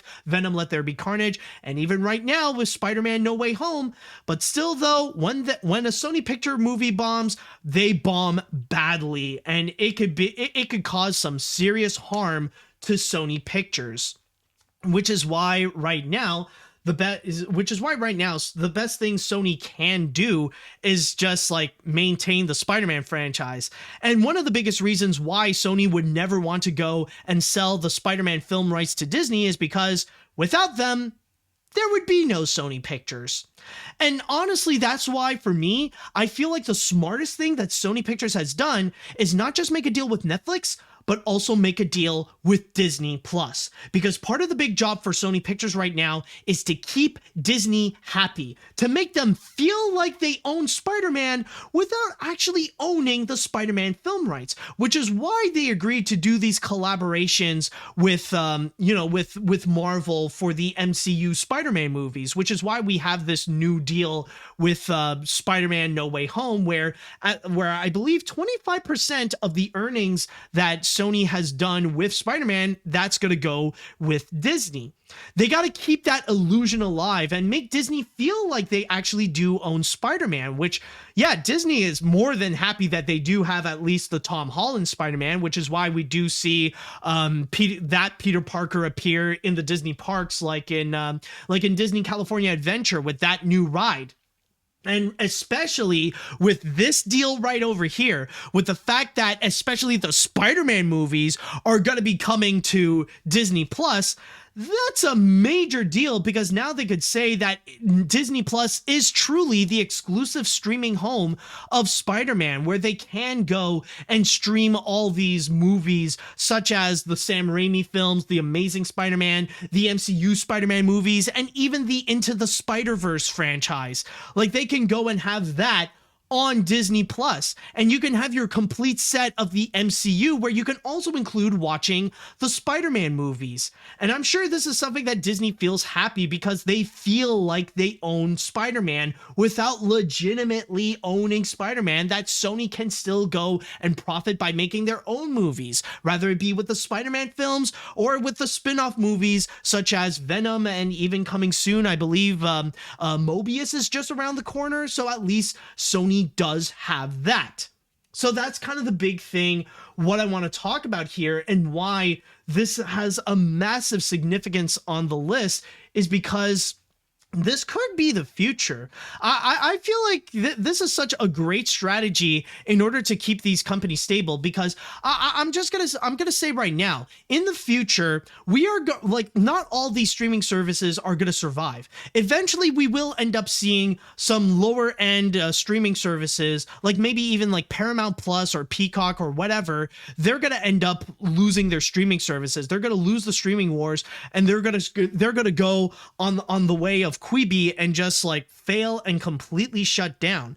And these companies, they're going to resort to what Sony Pictures could be doing right now, and instead of rebooting up their streaming service, they're going to go and just sell their streaming services to the big leagues. They're going to sell it to either Disney, they're going to sell it to Netflix, or they could sell it to HBO Max or something like that. That could actually be a legitimate strategy that they could do. And that's why I keep saying that this is actually a really smart thing of Sony for actually doing, because they're not necessarily participating in it, but they are using the streaming services to fuel them, that they are going to be gaining so much out of it because they lended their library into to those streamers. Again, it's participating in the streaming wars without legitimately participating in the streaming wars. And I think Sony has a pretty smart idea going, not just with Netflix, but especially with Disney, where they're kind of hitting two birds with one stone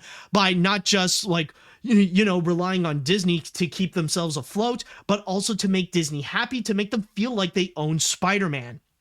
So that's the big thing with number 2. I think what Sony is doing right here is going to set a new standard in the streaming wars. And I think, honestly, I feel like when some of these streamers are going to go down, they're going to do exactly like Sony, and they're going to be in that attitude of, if you can't beat them, you might as well join them. All right, so with that said, I would like to go into the chat wall, and I want to ask you all, how do you feel about... Oh, did I say? Oh, some people are even are even correcting me. I said it's Morbius, not Mobius. Okay. Oh no, wait, isn't Mobius a Matrix character? I just realized. Well, then again, I mean, can you blame me? A Mobius movie would actually be pretty awesome. Am I right? All right, but anyways, let's go back into this. What do you all think about the new Sony streaming deal that they have? Do you think this is a good idea for Sony? Do you think this could end up screwing them over? And some people are, it's like, no, that's more, that people are even correcting me again. Matt, that's Morpheus, son of a fish. Oh, is it? Oh, Mobius is a planet from Sonic. That's where I got Mobius. Okay. Oh, sorry about that. I mean, Morbius, Mobius, Morpheus. Like, they all sound way too similar, people. Cut me some slack. Okay. Yeah. That's my... Yeah, Morpheus is my favorite planet in Sonic the Hedgehog movie, while I love watching Mobius, the living vampire. Oh, boy. Okay, anyways, do you guys have any comments to say? I would love to know your thoughts on all this. Let's see. It's quite surprising that Sony was a company that many of us poke fun for their mistakes, especially with those angry letters because of the hack, and they gave us the Emoji Movie. But now Sony has become a company that's growing a heart for its audience with not just Spider-Man movies, but also to allow folks at home again to gain access to a ton of their movies through various streams. Quite a rehabilitation Sony had, right? Well, I mean, they're going... I feel like with Sony, well... I wouldn't necessarily fully agree, because there are still some downsides to Sony Pictures, because even the way that they're running their business, yeah, debatably, like they can still have their history of not inconsistency, but incompetence. They can be a bit incompetent, and even to this day, they can still be incompetent. But when they can be smart, they can be full-on intelligent, and admirably intelligent at that. So this is just one of those moments where, like, they pulled a big brain move. Like, they just wrinkled up their brain, and they just went forward like, here's what we gotta do with streaming. All right, let's see. This was definitely a brilliant idea for Sony Pictures, considering how nowadays Sony really doesn't have a way to distribute their movies and put them on their streaming services. This is a good way for Sony to still make a profit during the pandemic. Also, at least in 2021, Sony did benefit by releasing their movies exclusively in theaters, with movies like Venom, Let There Be Carnage, Ghostbusters Afterlife, and especially No Way Home becoming the first movie during the pandemic to make over $1 billion. That is definitely true. I will give you that. I mean, I think Sony nowadays is one of the best examples of like why it's a good thing to release movies exclusively in theaters. But so far, they are just doing it with their, I believe they're just doing it so far with their big name franchises like Ghostbusters and especially Spider-Man. I think the next step is going to be like with some of their original properties, like especially with Sony Animation. Like, yeah, we know that that movie is going to be released on the big screen, but will Sony Pictures go and actually release an original animated film on the big screen, something like Mitchell's vs. the Machines or Vivo or something like that? That is going to be another step. Like, it really is a case where you got to take it one step at a time. I get that, but still, they need to go and, they need to have like more steps forward for that. Let's see now. I think it's a brilliant move. They realize that there are so many streaming services nowadays that instead of making one, they just make a deal with Netflix and Disney Plus. Specifically, Disney Plus, for having the Marvel library, can expand even more with Sony Marvel movies like Sam Raimi Trilogy, the Amazing Spider-Man movies, the Spider-Verse series, and Spider-Man MCU movies that will make the MCU movies in Disney Plus be more like making sense and less absent without those movies. By the way, I turned 19 this week. Ooh, happy birthday, dude. Okay. Let's see what else we got here. Looks like Sony is really pulling a big brain move. With how much competition there is going on with the streaming wars, Sony is quite smart by putting their movies on some of the most successful streaming services instead of trying and failing to make their own streaming service. I haven't watched a Sony movie for a long time now, but I'll try to watch some after this stream. Oh, okay. Well, I didn't expect I would cause that kind of promotion for Sony Pictures. But you gotta wait a bit. Not all this isn't something that's like effective immediately. This will take a little bit of time. So just want to give you a little bit of warning. Let's see now. 2021 was a big year for Sony, not just for having animated films such as Mitchell's vs. the Machines on Netflix, but also a big year for them when it comes to the box office, particularly with No Way Home breaking over $1 billion. And I believe it is officially Sony Pictures' most, the highest grossing Sony Pictures movie of all time, I believe. Doing a deal for Netflix and Disney for streaming services was a good way in order to survive in the competition in streaming wars, so it's a smart move, so I wish them the best of luck. All right, so I think I'll read one more comment before we move on to the finale. From bad choices to great choices, Sony Pictures really has been getting better since Spider-Verse. Not just their animated stuff, but their feature films like Spider-Man and Ghostbusters. Both films I've watched on the big screen, and deservedly so. Hey Sony, proud of you. All right, that seems pretty awesome. So, from there, we'll see if this will ultimately pay off for Sony. I mean, already it seems like a pretty smart move, so, hey, maybe in the long run, maybe we'll see others that could follow.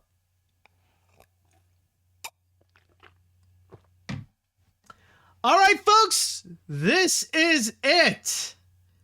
It is time for the #1 animation news of 2021. Good thing I said it fast because I need to make sure I get the timing correct on that thing. But yes, it is time that we have reached #1, and I think it is safe to say we all know what #1 is. We all know what the #1 animation news of 2021 is. I can already see in the chat wall people are already describing what it is. So without further ado, let's go ahead and actually do so. Let's get into it. The #1 animation news of 2021 is the death of Blue Sky Studios. This was a very unfortunate news that actually happened very early on in the year, starting in February, when Disney made the unfortunate announcement that they are going to be closing down Blue Sky Studios, which you probably do recall is the studio that has brought you such franchises and such animated films. Of course, they are most known for their Ice Age movies, but they are also known for the Peanuts movie, Robots, Epic, Rio, and several others as well. Now, the reasoning as to why, well, there was a representative that did give a quick explanation, reading from my source here on Deadline, as it states, given the current economic realities, after much consideration and evaluation, we have made the difficult decision to close filmmaking operations at Blue Sky Studios, in which ultimately, when it comes to the Greenwich, Connecticut studio, this would ultimately end up costing them 450 employees. Sadly, at the time, 450 people did end up losing their job. And on top of that, there was also one movie that they were working on that was in production that did ultimately close down, and it was a movie based on a comic series called Nimona. And the director, Patrick Osborne, was trying hard to try to salvage it and, keep as much as he can in order to revive it somewhere else, kind of do like a Vivo situation where it didn't really work out at DreamWorks, so that project moved on to Sony Animation. But unfortunately, it was not successful, and I think it is safe to say now that Nimona is indeed canceled.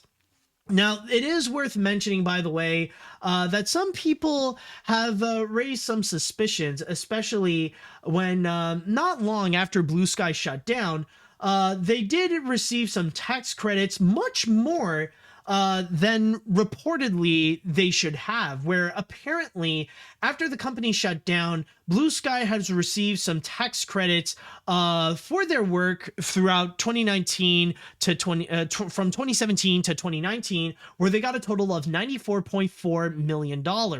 However, that is $49 million more than they debatably should have.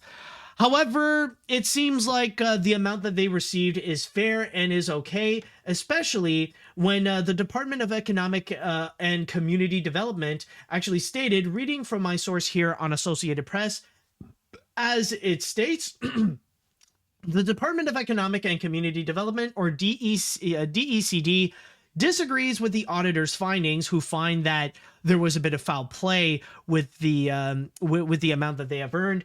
According to an agency response included in the auditor's report, an agency spokesperson would not comment beyond the written response Wednesday, in which it states, a digital animation production company is eligible for film production tax credit under Connecticut general statutes, or something like that.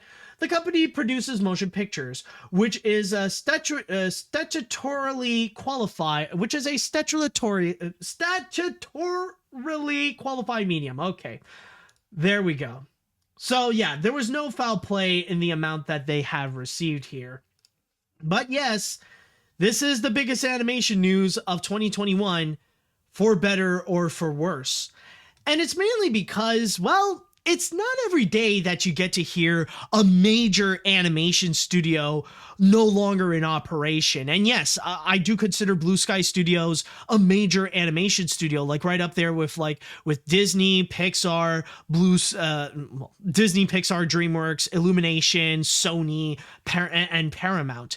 Considering that once upon a time, before they were bought out by Disney, they were like the flagship animation studio of 20th Century Fox, that whenever there's animated content from Fox, it would be from Blue Sky Studios. And they were doing very well for themselves, and they really keep themselves very highly in the game.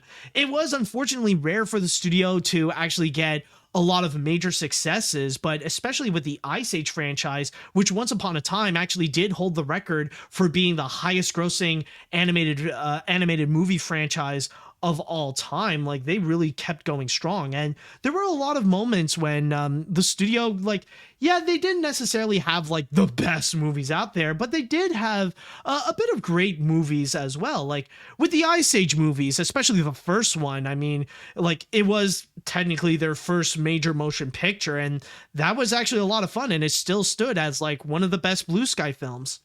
And then there's also Robots, which now has a massive cult following and like is now considered a fan favorite from Blue Sky. And even there was also, what was it? There was the Peanuts movie also, like a very underrated feature film that really, that really pushed their technology to a whole new level and gave us something that is so different and stylized in a way that we have never seen before, yet also feeling familiar to stay true with the animation style that we all know and love from the old Peanut specials. So from there, it is very unfortunate to hear that Blue Sky is no longer with us. However, there is also something that I do want to talk about, and that is the discussion about why it is shut down in the first place. Because as you guys probably know, like whenever this subject is brought up, a lot of people would just simply say Disney killed Blue Sky, that Disney is the one that caused Blue Sky to shut down, and it kind of add fuel to the fire of why so many people nowadays really hate the Walt Disney Company.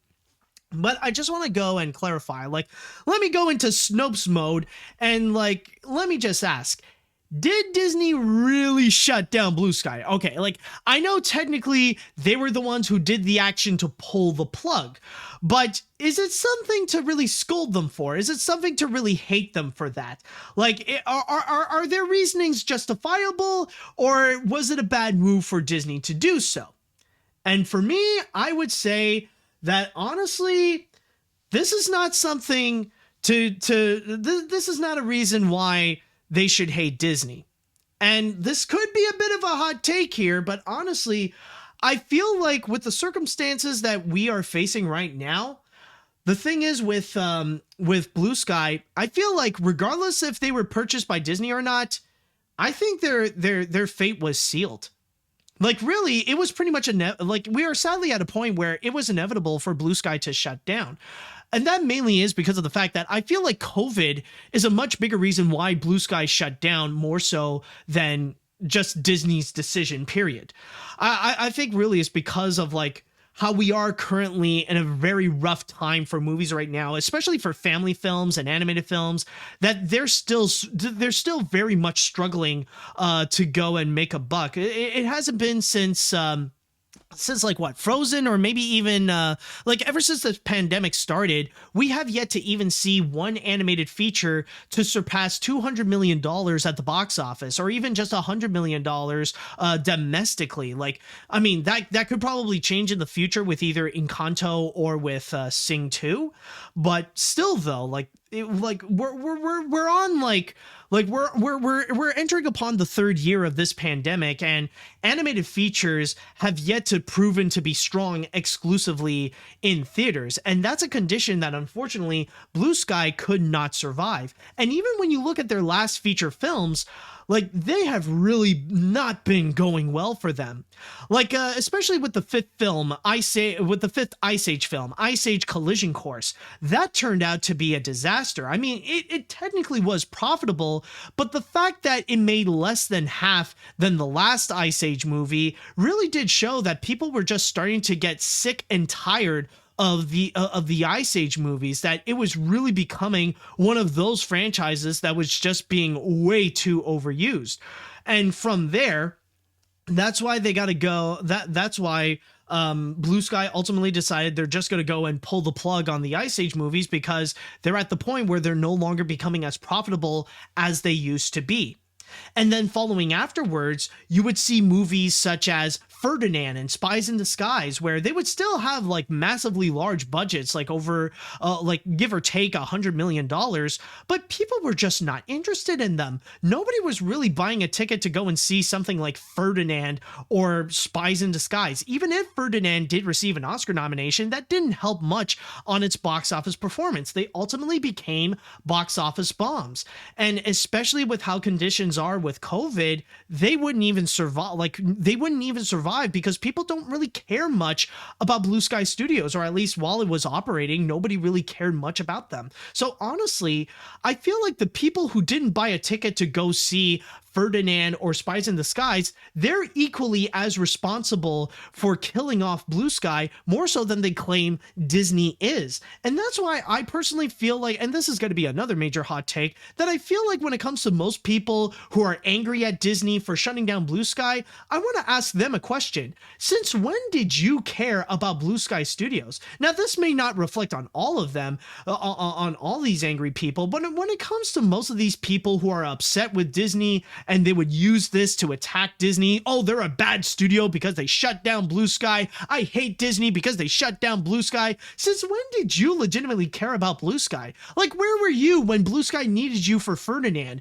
Where were you when they needed you for Spies in Disguise? Did you go and buy a ticket? Did you go and buy like a Ferdinand DVD or Blu-ray before they were purchased by Disney? If not, then honestly, you don't care about Blue Sky. You just want materials to fuel what is essentially your hate boner for Disney. That's all that it is. That's why it's hard to really buy into like really the hate for Disney. And I mean, keep in mind, like, I can understand there are plenty of justifiable reasons why to hate the Walt Disney Company right now, especially when it comes to their theme parks. Like, oh my God, they are at their most despicable. Rather it be stuff like that, the embarrassing promotional display with the Galactic Star Cruiser, and especially with that ridiculous price of theirs.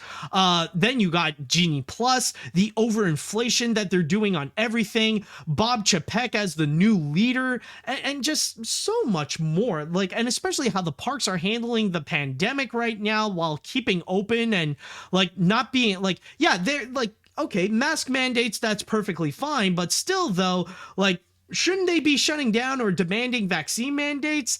You know, it's kind of dangerous out there. And especially, there are plenty of reasons why they are, like, why the Walt Disney Company is so despicable. But in this case right over here with Blue Sky, I wouldn't say that it's actually one of them. And I do find that, unfortunately, while it does suck, it's kind of a reasonable decision. And yeah, again, a lot of these people who are hating on Disney because they shut down on Blue Sky, they're just doing it because they hate Disney and don't even give a single crap about Blue Sky because they never showed any care about Blue Sky before. And it very much is unfortunate because the thing is, I'll be honest, I was never that big of a Blue Sky fan in the first place because their batting average is give or take mediocre. But I will say though that, you know, they are a studio that did manage to do some pretty good stuff. Like this was a studio that had a lot of potential. And I feel like a lot of the credentials that Sony Animation has gotten, honestly, a lot of them, they should have been given to Blue Sky, because like a lot of the praise that Spider-Verse has gotten for innovating its use of animation, that should have been given to the Peanuts movie. All the praise that it's been given for the cartoony rubber hose style animation with stuff like Hotel Transylvania or Cloudy with a Chance of Meatballs, that should be given to an actual good movie like Horton Hears a Who.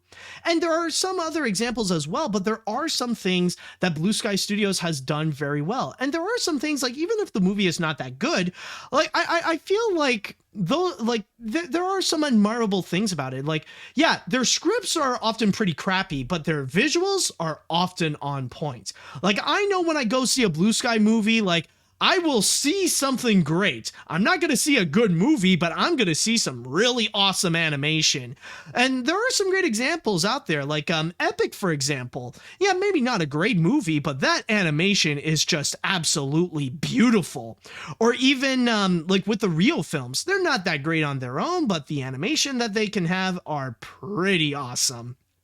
And yeah, honestly, it really is too bad to see that even in the animation industry, we would actually see a whole studio fall victim to COVID, that we have, you know, that we've lost a major player, and especially when it comes to the artists and the animators. But what's honestly very interesting is that apparently for the animators, or debatably for some animators, they actually do consider that a bit of a good thing. Like, they're not happy that Blue Sky shut down, but they're kind of like moving on to a new life right now. For those of you who don't watch my videos, you probably remember that I actually did an interview video with a lighting artist who worked at Blue Sky and actually did work on movies such as Rio and some of the Ice Age films and the Peanuts movie as well. It's Jasmine Kadawalakaran, I believe. It was Jasmine. And I talked to her about like how her and her colleagues felt about Blue Sky shutting down. And for her, it was kind of like being reborn, that she now has a new chapter in her life that she can move forward and try out new things, which right now she's starting a new animation school. And for some of the other animators that she has worked with as well, they are also like, you know, finding new experiences. It gives it's their perfect opportunity to go and move on and find new opportunities out there. So for some of the animators, apparently, yeah, like it sucks that they lost their job at Blue Sky, but it's bittersweet in the way that like now they can go and enter a new chapter in their lives, and they could try and do something new or try work at a new studio and stuff like that. It's kind of a complex case, but, you know, there are ways that some people are actually looking at it in a pretty optimistic way. But yes, ultimately, this is my number one choice with Blue Sky Studios. This is the number one best animated film. And yes, I think I might have said her name wrong. I do apologize, Jasmine, if I didn't get it right. But overall with Blue Sky Studios, this is the number one animation news story, because, you know, it's too bad that this is a studio that's been going on for like what, almost 35, like almost 35 years or 34 years and stuff like that, and it's no longer with us. It truly is kind of an unfortunate moment, and I'll remember at least some of the good parts. I mean, there have been some cringy moments, especially with some of the later Ice Age films, but honestly, it's sad to see it go, and I'll remember some of the good things that it has done. All right, so with that said, I'd like to go into the chat wall, and I would like to ask you all, how do you feel about Blue Sky shutting down? What are your thoughts about the number one animation news story? Do you think that this is the number one animation news story of 2021? And what are some of your fondest memories of Blue Sky shutting down? Let me know what you think.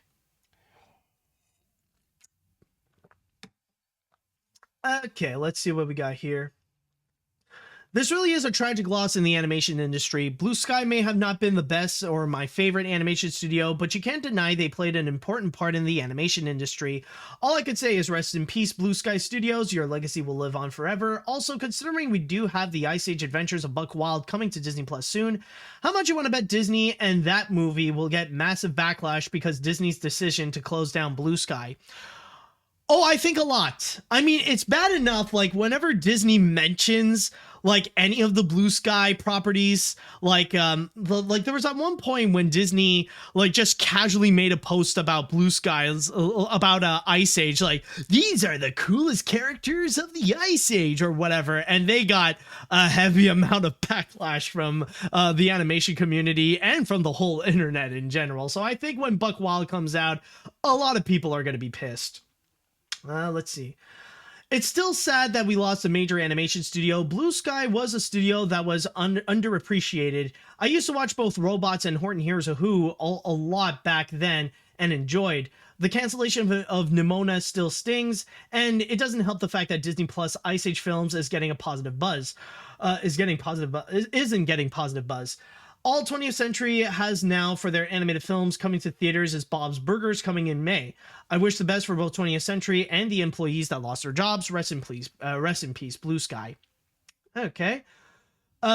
This news is still sad, and Blue Sky really didn't deserve to shut down. Also, this may be controversial, but honestly, I think that the whole Disney-Fox merger was a really bad idea. I mean, what good has come that other than the X-Men and Fantastic Four now that it's being a part of the MCU? Most of Fox movies from 2019 to 2021 have flopped hard at the box office, and the company has since been downsized as just something that Disney can use just for their big properties to make money off of and nothing else. Well, I mean, technically the biggest reason for the merger, like the big reason why Disney bought Fox, is mainly because of Disney Plus to go and fully expand the library of content that they would have on that streaming service. That would technically be the big purpose of them all. But again, I just want to say that even if Disney never, I just want to state that even if Disney never bought Blue Sky Studios, I still honestly believe that Blue Sky would still shut down regardless because of how things are with the pandemic. Let's see, what else do we have here? What are the comments? The movies I enjoy from Blue Sky Studios are Ice Age 1, 2, and 3, Robots, Horton Hears a Who, Rio, and the Peanuts movie. I was actually looking forward to Nimona, but since the project never came to be since the company shut down, I felt a little heartbroken. The last movie I saw that was made by Blue Sky is Spies in Disguise. It wasn't a bad movie, but it wasn't as good as Ice Age or the Peanuts movie. And AniMat's, have you ever thought about doing an animation look back on Blue Sky Studios? I have considered it. I'll look into it, maybe. I mean, it does sound like a pretty good idea to look into like the whole legacy of Blue Sky and stuff like that. It would be interesting, but you know, like for now, like I still got other ideas, especially this year. Keep in mind, I am doing animation look back The Muppets. It is confirmed that it will be coming out in early 2022. First, I just need to go through that first. Then I'll consider if maybe Blue Sky could be an option or not. We'll see. Let's see, what else we have here. Blue Sky Studios certainly did make some pretty bad movies, but some of the movies certainly deserve the praise that it got, like the first Ice Age, Robots, and the Peanuts movie. I remember really enjoying their movies back when I was a kid, so I will certainly miss them. It does feel kind of scummy, though, that Disney decided to make an Ice Age film sometime after they shut down Blue Sky. Yeah, that is pretty bad. I'm not gonna lie there. That does feel, that feels a bit like a dick move there. All right, I'll read one more comment before we conclude all this. It's sad to see Blue Sky Studios shut down. While they didn't have the best movies compared to Disney and Pixar, they have some films that are great, like the Peanuts movie. They should have produced some original films, especially for older audiences, rather than Ice Age franchise. I do wish Nimona gets revived by other studios in the future. Unfortunately, I don't know if that would be the case anymore. But anyways, I think that should do it for this episode of AniMat's Crazy Cartoon Cast, and that should do it for 2021. Man, I will admit, that year, well, let's be honest, it was pretty crappy. There have been a few highlights, but I think we could all agree that it was just overall garbage. So let's just hope for the best that 2022 can be better. Let's hope that we can have a much better year than what we had in the past, like with freaking 2020 and with 2021, because believe you me, I'm getting sick and tired of this pandemic garbage. So with all that said, hopefully you will join me next week as we will enter upon 2022 and look at all the latest news that this year can offer to us. And thank you so much for watching. Thank you all so much for your great support, by the way. And until next time, see you later, dudes.